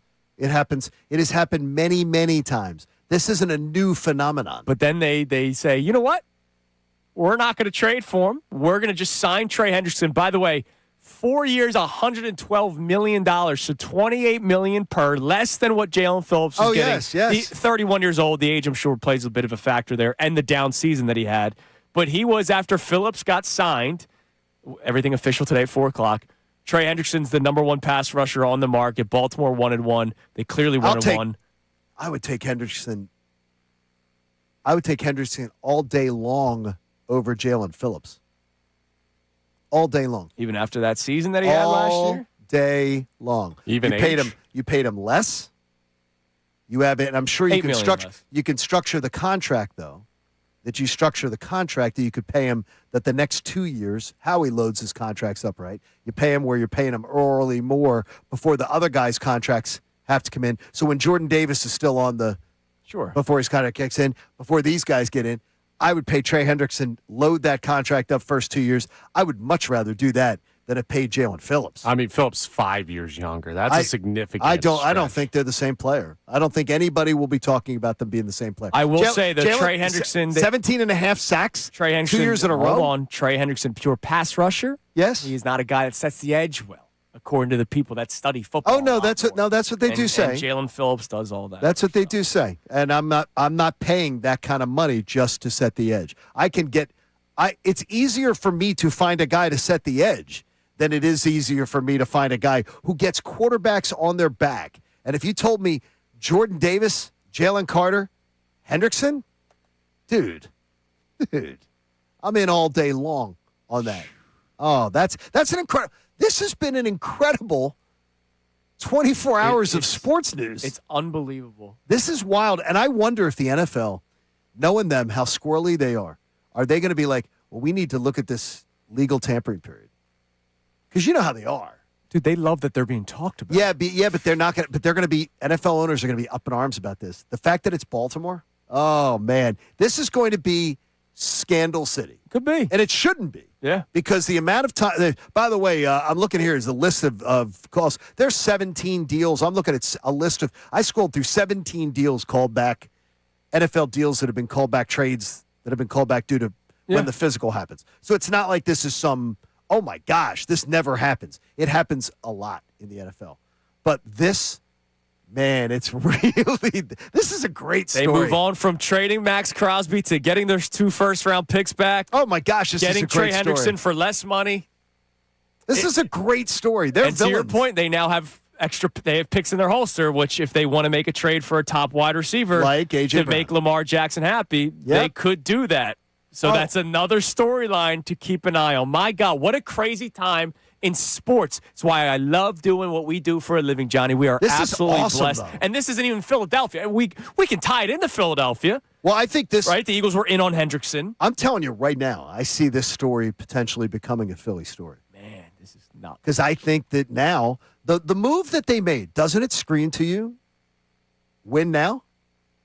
This is a win-now move. Yeah. You just talked about his Hendrickson's age and everything like that. By the way, what happened last year, the injuries to start the season. It's the win now. It's the win-now move. They had to beat the Steelers to get to the playoffs. They missed a field goal by 75 yards. Right. And they get eliminated. New coach. Yeah. New energy. You want to make the splash, and then that they want to show that they're not going to be made fools of for getting rid of Harbaugh. Yeah. This is fascinating. I believe Howie's phone's already ringing about A.J. Brown. No, by the way, if there is a bidding war now between Baltimore and New England, that could up the That could help, and that's great for the Eagles. All right, so we'll get your reaction to that at 610-632-0975. But real quick, I wanted to start the segment with this because I saw it during the commercial break, but I'm sorry, the Trey Hendrickson news is bigger. Did you see the mistake that Tom Brady made yesterday? What? No. Did he get remarried to Giselle? What? Tom Brady has a newsletter, apparently. Yeah, the TB12. Okay. Yeah. This was sent to everybody that subscribes yesterday, March 10th. The day of March 10th where so much happened. Okay. The great Tim McCarver passed away last week. What? Tim McCarver, he's been dead for how long? In case people don't know, was obviously a former Philly, great analyst on Fox for baseball. Tim McCarver passed away in 2023. But in the newsletter, the great Tim McCarver passed away last week. Tim had my job for Fox as the lead analyst from 1996 to 2013 on the baseball side. Tim called more than 20 World Series in his career. He was fantastic at his job, insightful, analytical, passionate, and immensely likable. And it just continued. This whole soliloquy. Okay, well, the thing is this had to have been, this probably went out when Tim died, right? No, he thought he passed away. Oh, my. You think Tom writes these? I don't know. He then had to send a follow-up email. Somebody writes through a proofreading mistake, I mentioned in this morning's email that Tim McCarver passed away last week. Well, he actually passed away in 2020. I don't believe for a second that Tom writes that newsletter. No, he doesn't write the newsletter, but somebody made a big mistake. Somebody made a big mistake. But why was that even coming up though? Like, why was it even? He was talking about how he's going into his second year, second off season. But it's not his second. He's been doing this for a while. Yeah, maybe it was a complete mess. See, I'm thinking I think this is when he died. Let me think. For Brady as an analyst, it could have been when he died that this went out in his newsletter and then somebody like cut and pasted and did it again. Maybe reused it. I don't know. That's terrible. Pretty bad mistake. Oh my gosh, that's a huge mistake. I got to go pull the CT newsletter. We were going to remember the life of Abraham Lincoln today. Yeah, exactly. By the way, Dan Orlovsky thinking what you're thinking just now on Get Up. If I'm Baltimore now with all the money, why would I not be trying to sign Trey Hendrickson? By the way, they did that. And calling Philly to see if I can trade for A.J. Brown. Well, D.O. and I, very bright minds think alike. He's D.O. now. Think alike. Because you guys are on the same page. He's D.O. now. Think alike. We're thinking alike on this one. CT, what do we got on the text line, CT? Come on, CT. 18. We have a lot of people checking in and texting in on the Ravens move now. And Joe from West Philly checks in, says Baltimore decided clearly to keep their draft picks, go back on the Max Crosby trade, and go after Hendrickson. I don't think this will be looked well at by the rest of the league. Well, look, there's people that are already upset. Yeah, but the thing is, though, here's what he's saying there is, though, that doesn't make sense. There's independent doctors that disagree with that text. Sure. Independent doctors looked at his medicals and said... There's also independent doctors that disagree with the belief that executives in the National Football League have. Yeah, but they didn't look at his medicals.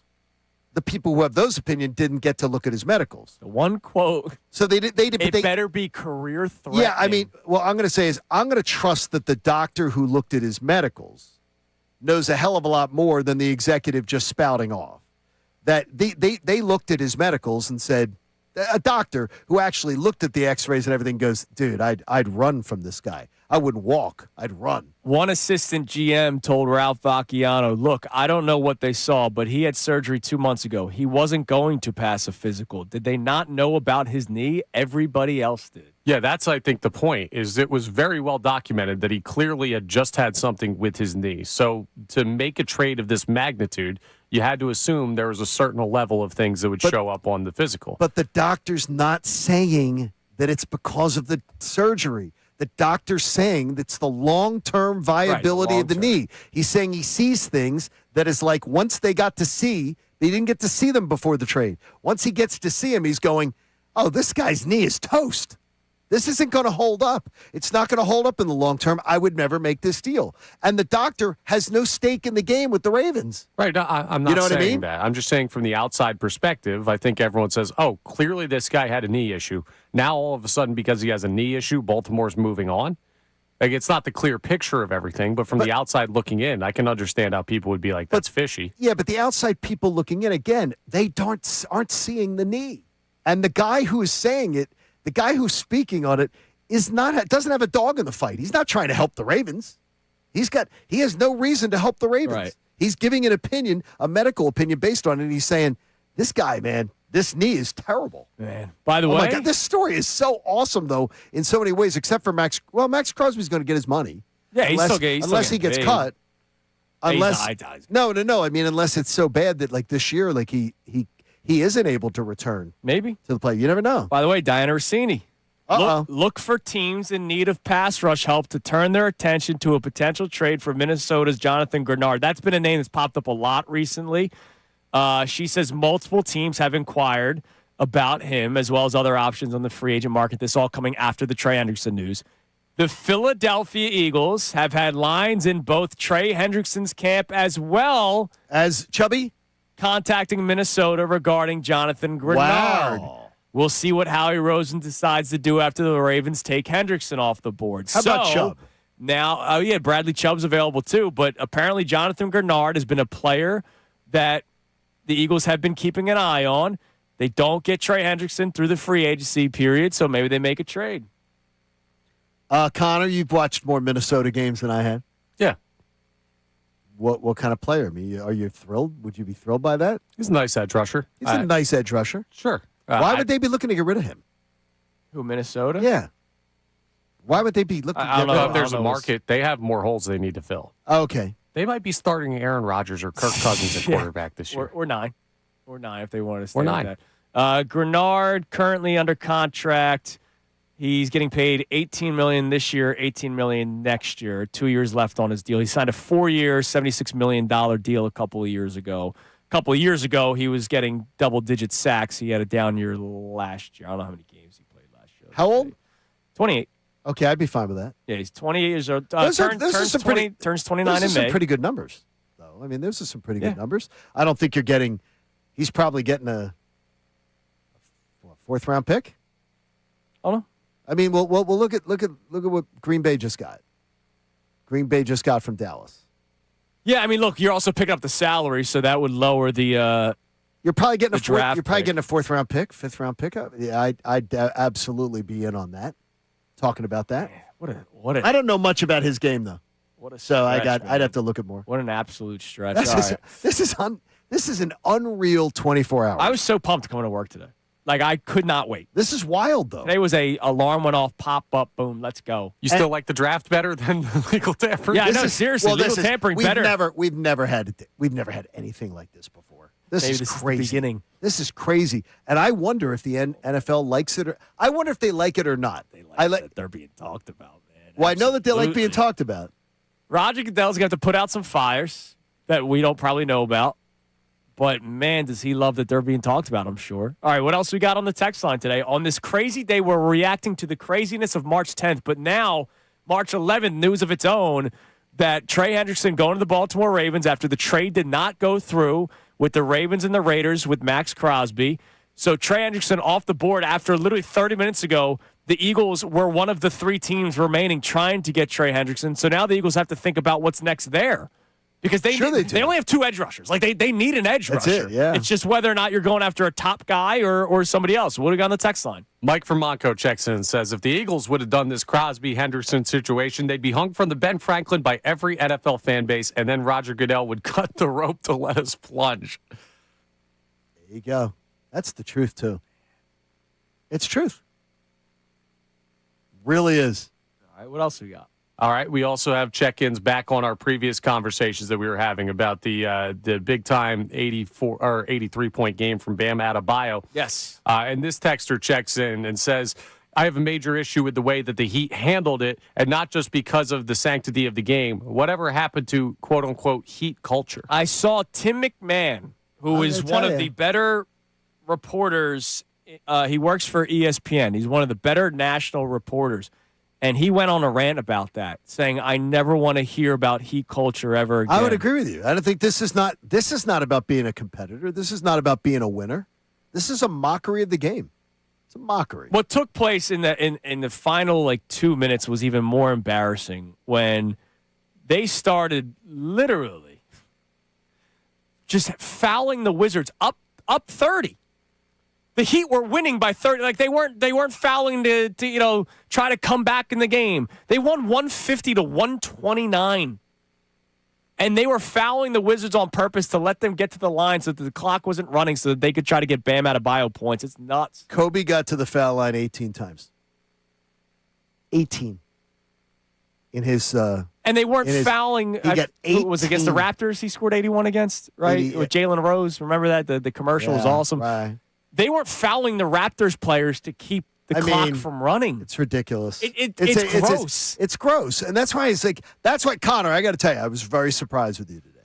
Because I thought you're a true competitor. You're a gamesman. Go get those buckets anyway possible. It's so embarrassing. It's an embarrassing way to hold it. Bam, there are players snickering at him around the league. By the way, nobody's looking at him in the league and going, dude, that's great that you beat Kobe's number. By the way, he was 1 of 6 from 3 in the fourth quarter when he was getting double and triple teams. Like, he was just chucking up shots. It was gross. As he should. Well, no, at that point, sure, keep shooting. Like, that's what we said Kobe did. They kept getting him the ball, let him shoot it. But they weren't all of a sudden fouling the opposing team to let Kobe try to get more shots. Oh, no. Let me be clear here. Kobe Bryant's 81-point game is significantly more impressive than what Bam Adebayo did last night. It's more real. They're not in the same conversation. Dude, you know what that was? And I'm dead serious. That was me playing 2K last night. Yeah. Like, I have my player. Andrew Salciunas playing for the Sixers. I need to get my grade up. But tell me we don't all do it. You get on the sticks. That's a video game, dude. That's not real life. And guess what? If you had the chance in real life, if you're Bam Adebayo, you're like, yeah, hell yeah. Go foul those guys. Let me get my I'm buckets. sure he was happy about it. Exactly. All right, what else? Give us another text. All right. We also have a check-in back on the conversation with the physicals going on. And Peter from Reading says, any chance Cowboys doctor says injury, so now the Cowboys have a shot at Crosby again? Well, no. Again, the report immediately after, Jane Slater, who's been on top of this when it comes to the Cowboys, she already put out that the Cowboys are out. They're sticking with the Rashawn Gary move, and that's what it's going to be. But I can't help but think that if the draft capital dips enough, would the Cowboys be? Would any team be in? Well, no, the Cowboys absolutely should be in. Yeah, every team. If it drops. Yeah. If it drops. I would say right now you ain't getting 2 for him. But if you're willing to give up 1, someone may be right there knocking on the door saying, sure, 1, I'll consider it. By the way, this is wild. Congratulations, as we are in March. Congratulations to Speedy Claxton, man. What happened with Speedy? He coached Hofstra. Oh. And good job, Hofstra Speedy. made it. They won the Colonial Athletic Tournament yesterday, beating Monmouth. And Hofstra goes to the dance for the first time in I don't know how long. It's been a long time. That's really big news. Good Speedy job. Claxton, former Sixer, the head job, coach Speedy. of the Hofstra Pride. All right, coming up next. The Pride. The Pride. It's a bunch of lions, Pride. right? Yes, that is their. They used to be the Hofstra Flying Dutchmen. I thought so. Ooh. That's what I was thinking of. When you said the Pride, I'm going, wait a minute. I loved him in SpongeBob. Why do they not want to be the Flying Dutchman anymore? They changed in 2000, so it's been a long time. I don't know. Crazy. All right. Anti-Dutchman? Maybe there's too many Dutchmen out there. I don't know. Coming up next. All right, are you in tonight? 7 o'clock first pitch. Also, remember yesterday, 24 hours ago, we talked about the flag football rosters. I have every player that will be in this draft. And the Eagles are represented a lot. It's Kincade Salciunas, 97.5, the Fanatic. My friends at Dan White & Associates, being in business for almost 4 decades, that means they've been doing something right. Then you think about what they do. Let's say you're a young couple. You're trying to figure out how you're going to get that next house, how you're going to be able to pay for your kids' college education. You might need some financial planning advice. They can do that. You might need somebody to quarterback you on how to do a 401k and a Roth and all those things. They can do that. Or if you're someone like me and you're moving towards retirement down the line, you want to make sure that you've been doing the right things. They can absolutely help you with that because each client's unique needs get addressed individually.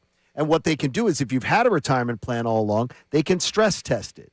And they host educational seminars throughout Pennsylvania, Delaware, and Maryland that'll allow you to be a passive listener. Go have a nice meal, go listen to their presentation, and then set up your own complimentary no-risk consultation where you can have a one-on-one conversation about your own personal finances. A lot of people find finances and those conversations awkward. The team at Dan White & Associates, I promise you, is going to make it feel really, really comfortable. I promise you this, too. Dan White & Associates is going to make sure that they come with a plan that educates you, and they're going to come with a plan that's going to make you feel comfortable. So check out danwhiteandassociates.com on the web. Set up your own complimentary no-risk consultation and tell them John Kincade sent you. Now on 97.5 The Fanatic Sports Update. Eagles add to the secondary. I'm Connor Thomas. The Eagles made their first move of the legal tampering period yesterday, agreeing to a 1-year, $12 million deal with corner Reek Woolen. Woolen, just 26 years old, now becomes the lead candidate to start opposite Quinyon Mitchell on the Birds defense. They also re-signed tight end Grant Calcaterra, but there was some bigger news in the NFL yesterday with the Ravens backing out of their Max Crosby trade with the Raiders. The Ravens have now, just this morning, pivoted to signing Trey Hendrickson, a big-time turnaround in NFL news. We'll see what that affects as free agency starts today officially at 4. Big news for the Sixers, not in a good way. Tyrese Maxey will be out at least 3 weeks with a tendon injury in his finger. That's a big loss as they continue their playoff push. They did take down the Grizzlies last night, 139-129. They're off tonight. Flyers host the Capitals tonight at 7:30 p.m. You can hear that game live here on 97.5 The Fanatic. Union lost 1-0 in the first leg of their round of 16 matchup in the CONCACAF Champions Cup last night. And Team USA had a rough night last night against Italy. They got stunned 8-6 the final, and they're now in danger of being eliminated in pool play in the World Baseball Classic. This update is brought to you by Mothers Against Drunk Driving. For victims of drunk and drug driving, your grief is unique, but you are not alone. You always have a place at MADD. Call the 24-hour victim helpline at 877-MADD-HELP or visit MADD.org. I'm Connor Thomas for the home of the Sixers, Flyers, and Union, 97.5 The Fanatic and The Fanatic.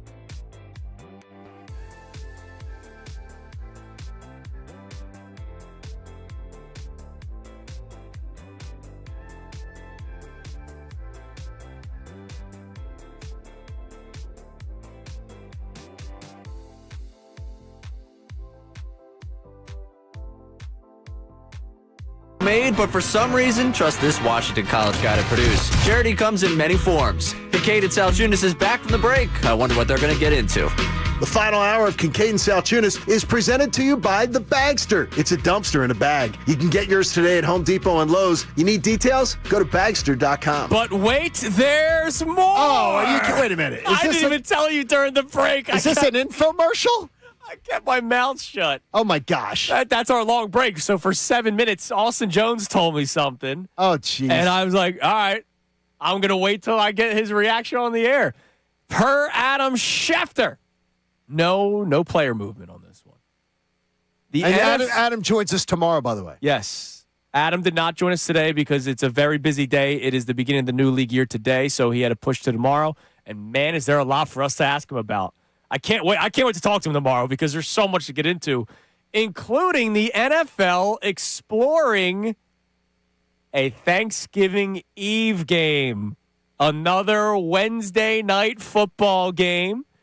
The greedy NFL that we will all gobble up and watch, and it's perfect because they're off. Everybody's off from work the next day. It is one of the number one bar nights in America. You have all those eyes. Oh, it's fantastic. And it could happen as early as this year? I think that's awesome. Wednesday, November 25th, we may be watching. I think that's fantastic. The NFL, dude. They're so smart. See, I like and they it. don't give a damn about anybody anymore, man. I like it. They'll adjust the schedule for somebody. They'll be on a bye the week before. They're playing on Wednesday. It'll be the week after their bye week. And by the way, it's great because people are off the next day. Oh, my gosh. It's great. That'll be good. See, what you'd have is you'd have a Wednesday night game. You'd have the 3 games on Thanksgiving. Thursday, yeah.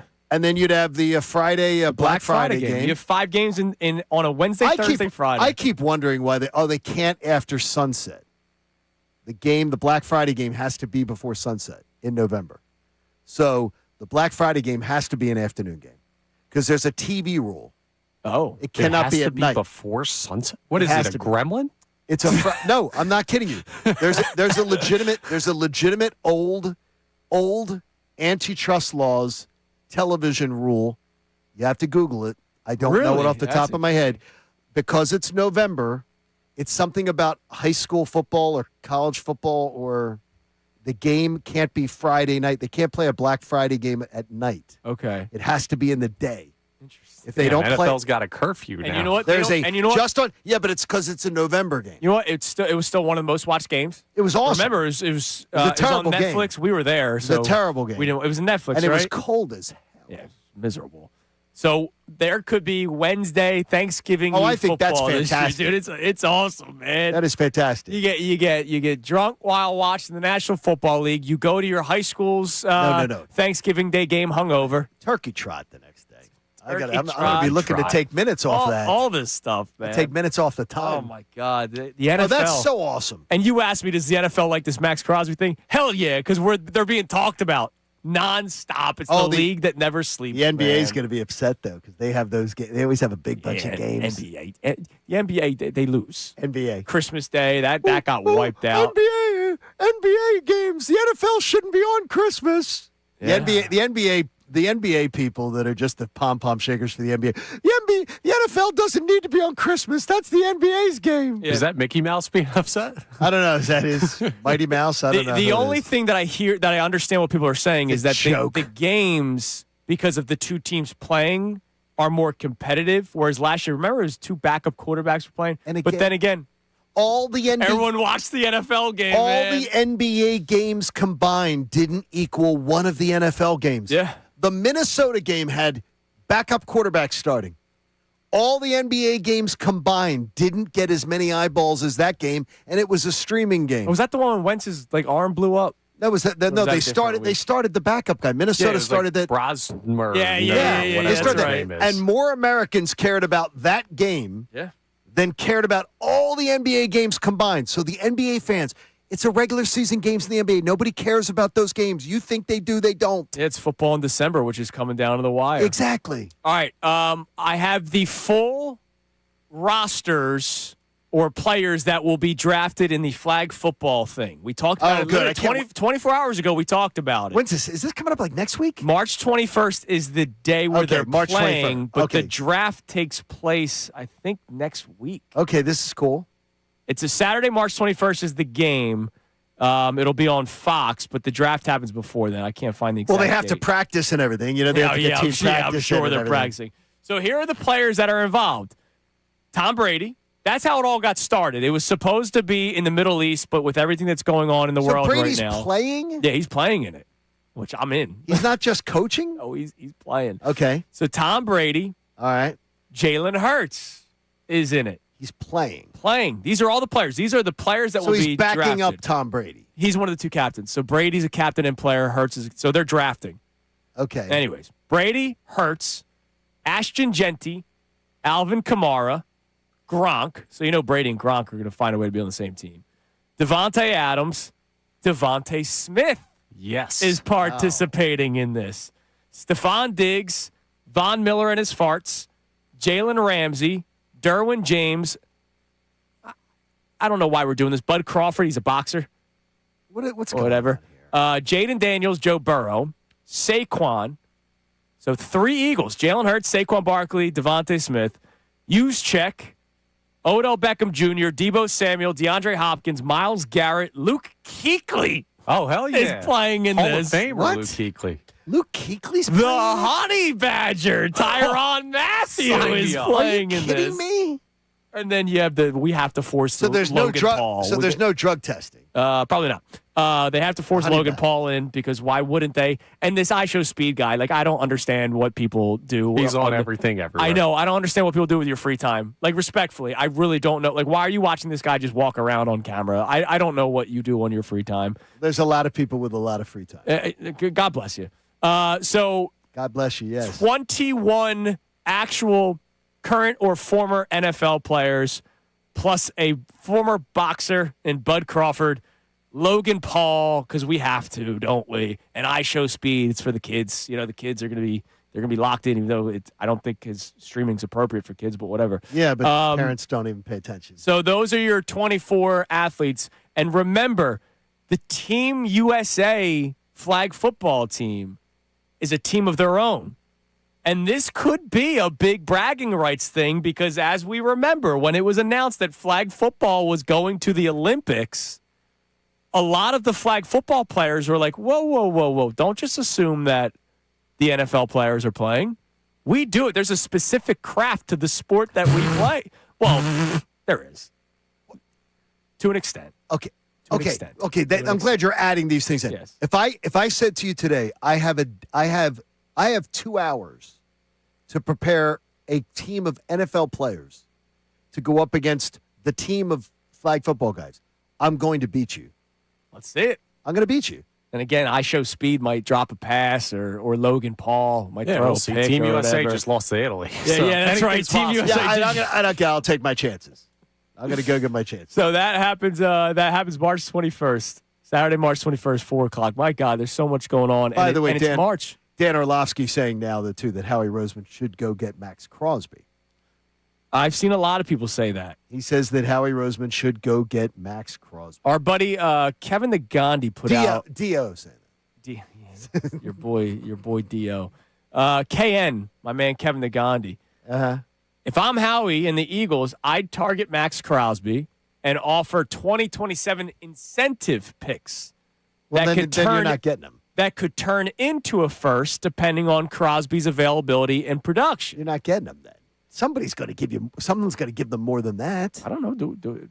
Yes. We don't know know? that. Someone is going to give them more than that.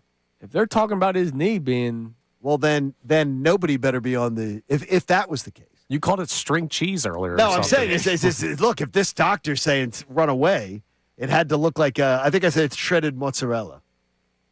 Jeff McClain says the Eagles should at least circle back on Max Crosby with his value seemingly decreased.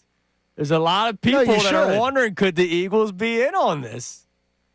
So there you go. Man, this is interesting, dude. I love this. All right, so Field Yates quote tweets Schefter's report about the Wednesday Thanksgiving Eve game. Okay. Field Yates says this would set up a world in which this would be your 10-day stretch. Saturday, college football, full slate. Sunday, full NFL slate. Monday night football. Tuesday night action.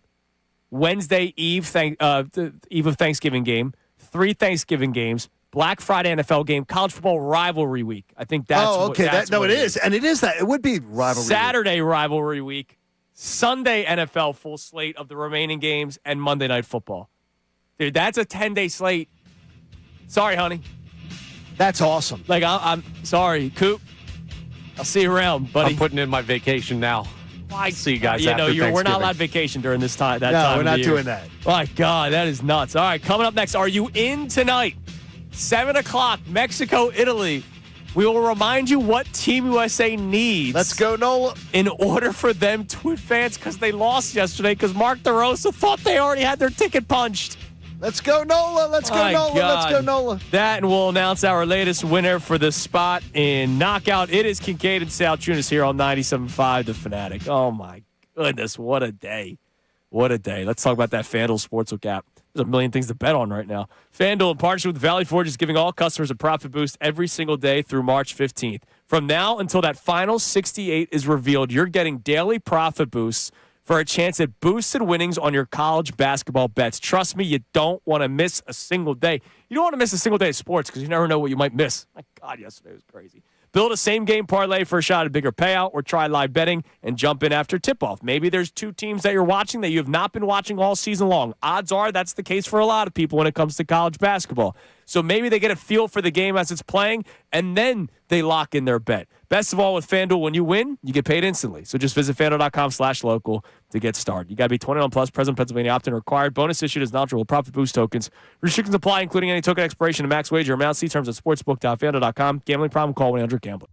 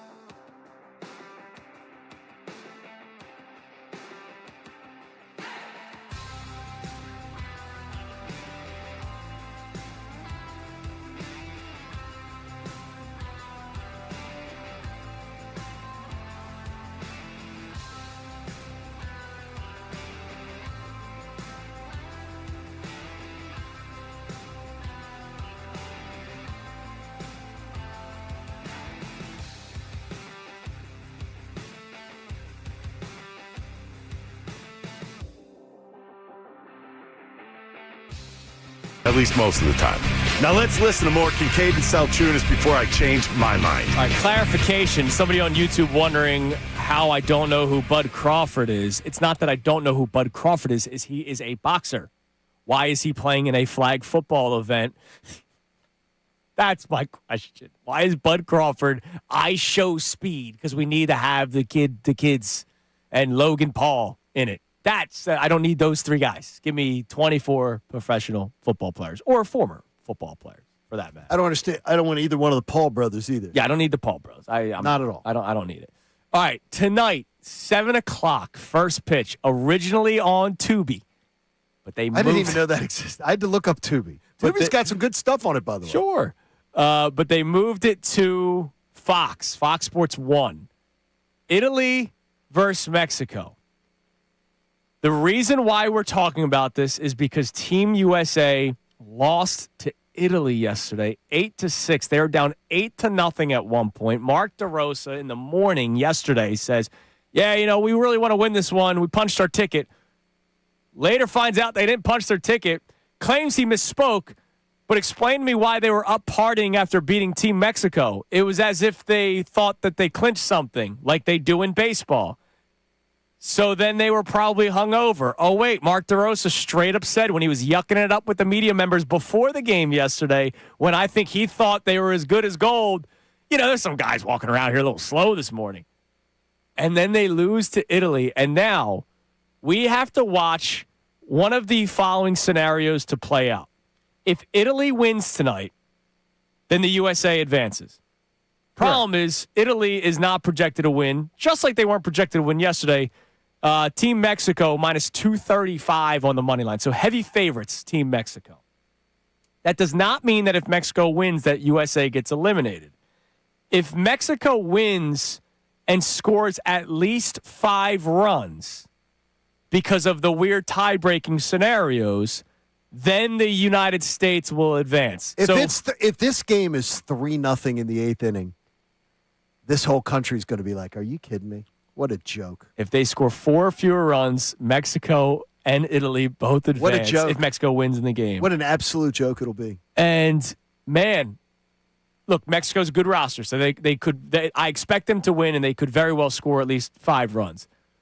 But if they don't, the World Baseball Classic, the odds-on favorite, Team USA, with Japan second, Team USA would be eliminated from pool play. And if they're up 3-0 late in that game, they have no reason to do anything but just maintain. They got no reason to do anything. If they feel confident, like, look, we can get 6 outs here. We're good. They're feeling it. They could. By the way, Mexico scored 3 runs in the loss to the United States on Monday. They scored 16 runs against Brazil, but Brazil... They're going to score the runs. They're going to get the runs on this team. I would think so. I don't know what Italy has given up on a nightly basis. They scored 8 runs against Great Britain, but these are also the teams where you're expecting them to score runs. Team Italy so far has allowed, let me see where I can find their game logs, because believe it or not, the World Baseball Classic website is not beneficial to what they're trying to do. 0 runs allowed to Brazil. Now, Brazil stinks, so take that for what it's worth.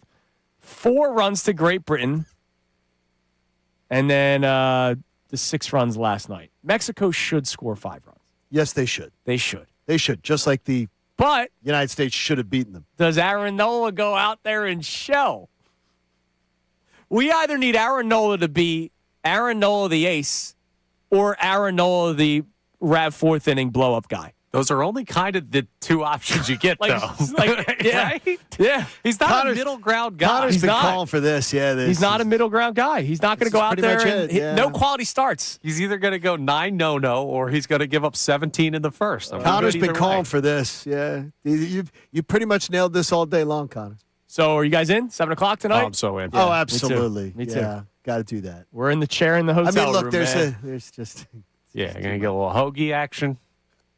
Just too much. Italian hoagie? Oh, absolutely. Okay. All right. I mean, in honor, right? This is incredible, though. It's an incredible story. It really is. By the way, congratulations to Ken from Robbinsville, today's winner. Pair of Sixers tickets and the spot and knockout on March 25th. All right, more on Max Crosby. This day. Oh, my gosh. My God, now? dude, What I now? need a cigarette after this. I've never taken a puff of a cigarette. I might need one after this. This is show. incredible. Diana Rossini.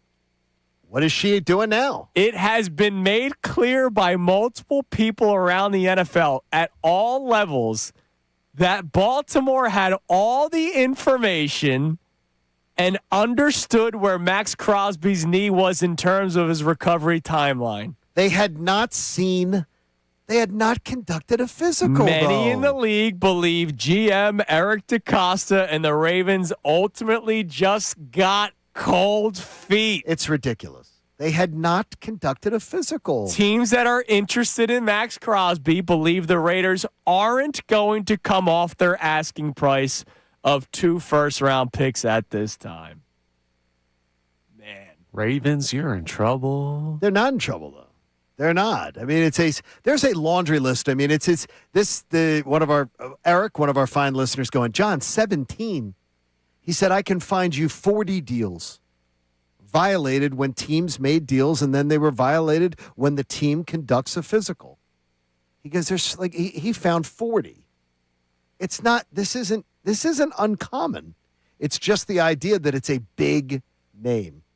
That it's a big name, and everybody's like, wow, it's Max Crosby. It's a deal that was center stage. I don't know. The thought process clearly is they had the information or enough information to not do it. You know what's going to be the real? You know, the real thing will be who's the source from Vegas that talks. Because if they talk during the deal, like, yeah, we feel good about his knee, does that come out eventually? Like, does Baltimore say, does a source within Vegas tell somebody that covers the league during our conversation, Baltimore knew everything and they felt good? Yeah, like a source inside the Vegas Baltimore Raiders will say, camp. we did feel good. They're going to go, we felt good. And then we had an independent doctor look at his knee and tell us, don't do this deal. They're totally in the clear. I mean, they don't sound like they're totally in the clear. That's they exactly might be what if John Kincade owns an NFL team, but they're you do not. They're in the clear. They're going to go, look, an independent doctor, not our doctor, an independent doctor looked at him and said, don't do this deal. John, not our doctor. This is a league that tried to ban the tush push for fake medical stuff that never happened. Kimberly A. Martin just now on Twitter. Reaction Well, around the NFL to what? She's good at ESPN. Reaction around the NFL to the Crosby Hendrickson fallout is wild. Several front office executives text me the same word. Shady. I was told Baltimore had reservations about Crosby's knee, but there's skepticism across the NFL. One source, quote, teams will be very cautious dealing with Baltimore going forward. Oh. It's called wah. Well, they did their due diligence. Look, this story's not going away anytime soon, not. believe it or not. No. All right, well, that'll do it for what was wow, what a day. A wild day, and I'm sure it's not over after today. I'm sure there'll be more to react to tomorrow. Adam Schefter will join us tomorrow to give us a whole lot more. Not just A.J. Brown updates, everything else that took place in the NFL, including potentially a Thanksgiving Eve game. My God, can't wait for another day tomorrow. Everybody have a great rest of your day. Middays with Marks comes away next. Sean Brace in the house as well. Happy Lithuanian Independence Day, everybody. Talk to you later. Now,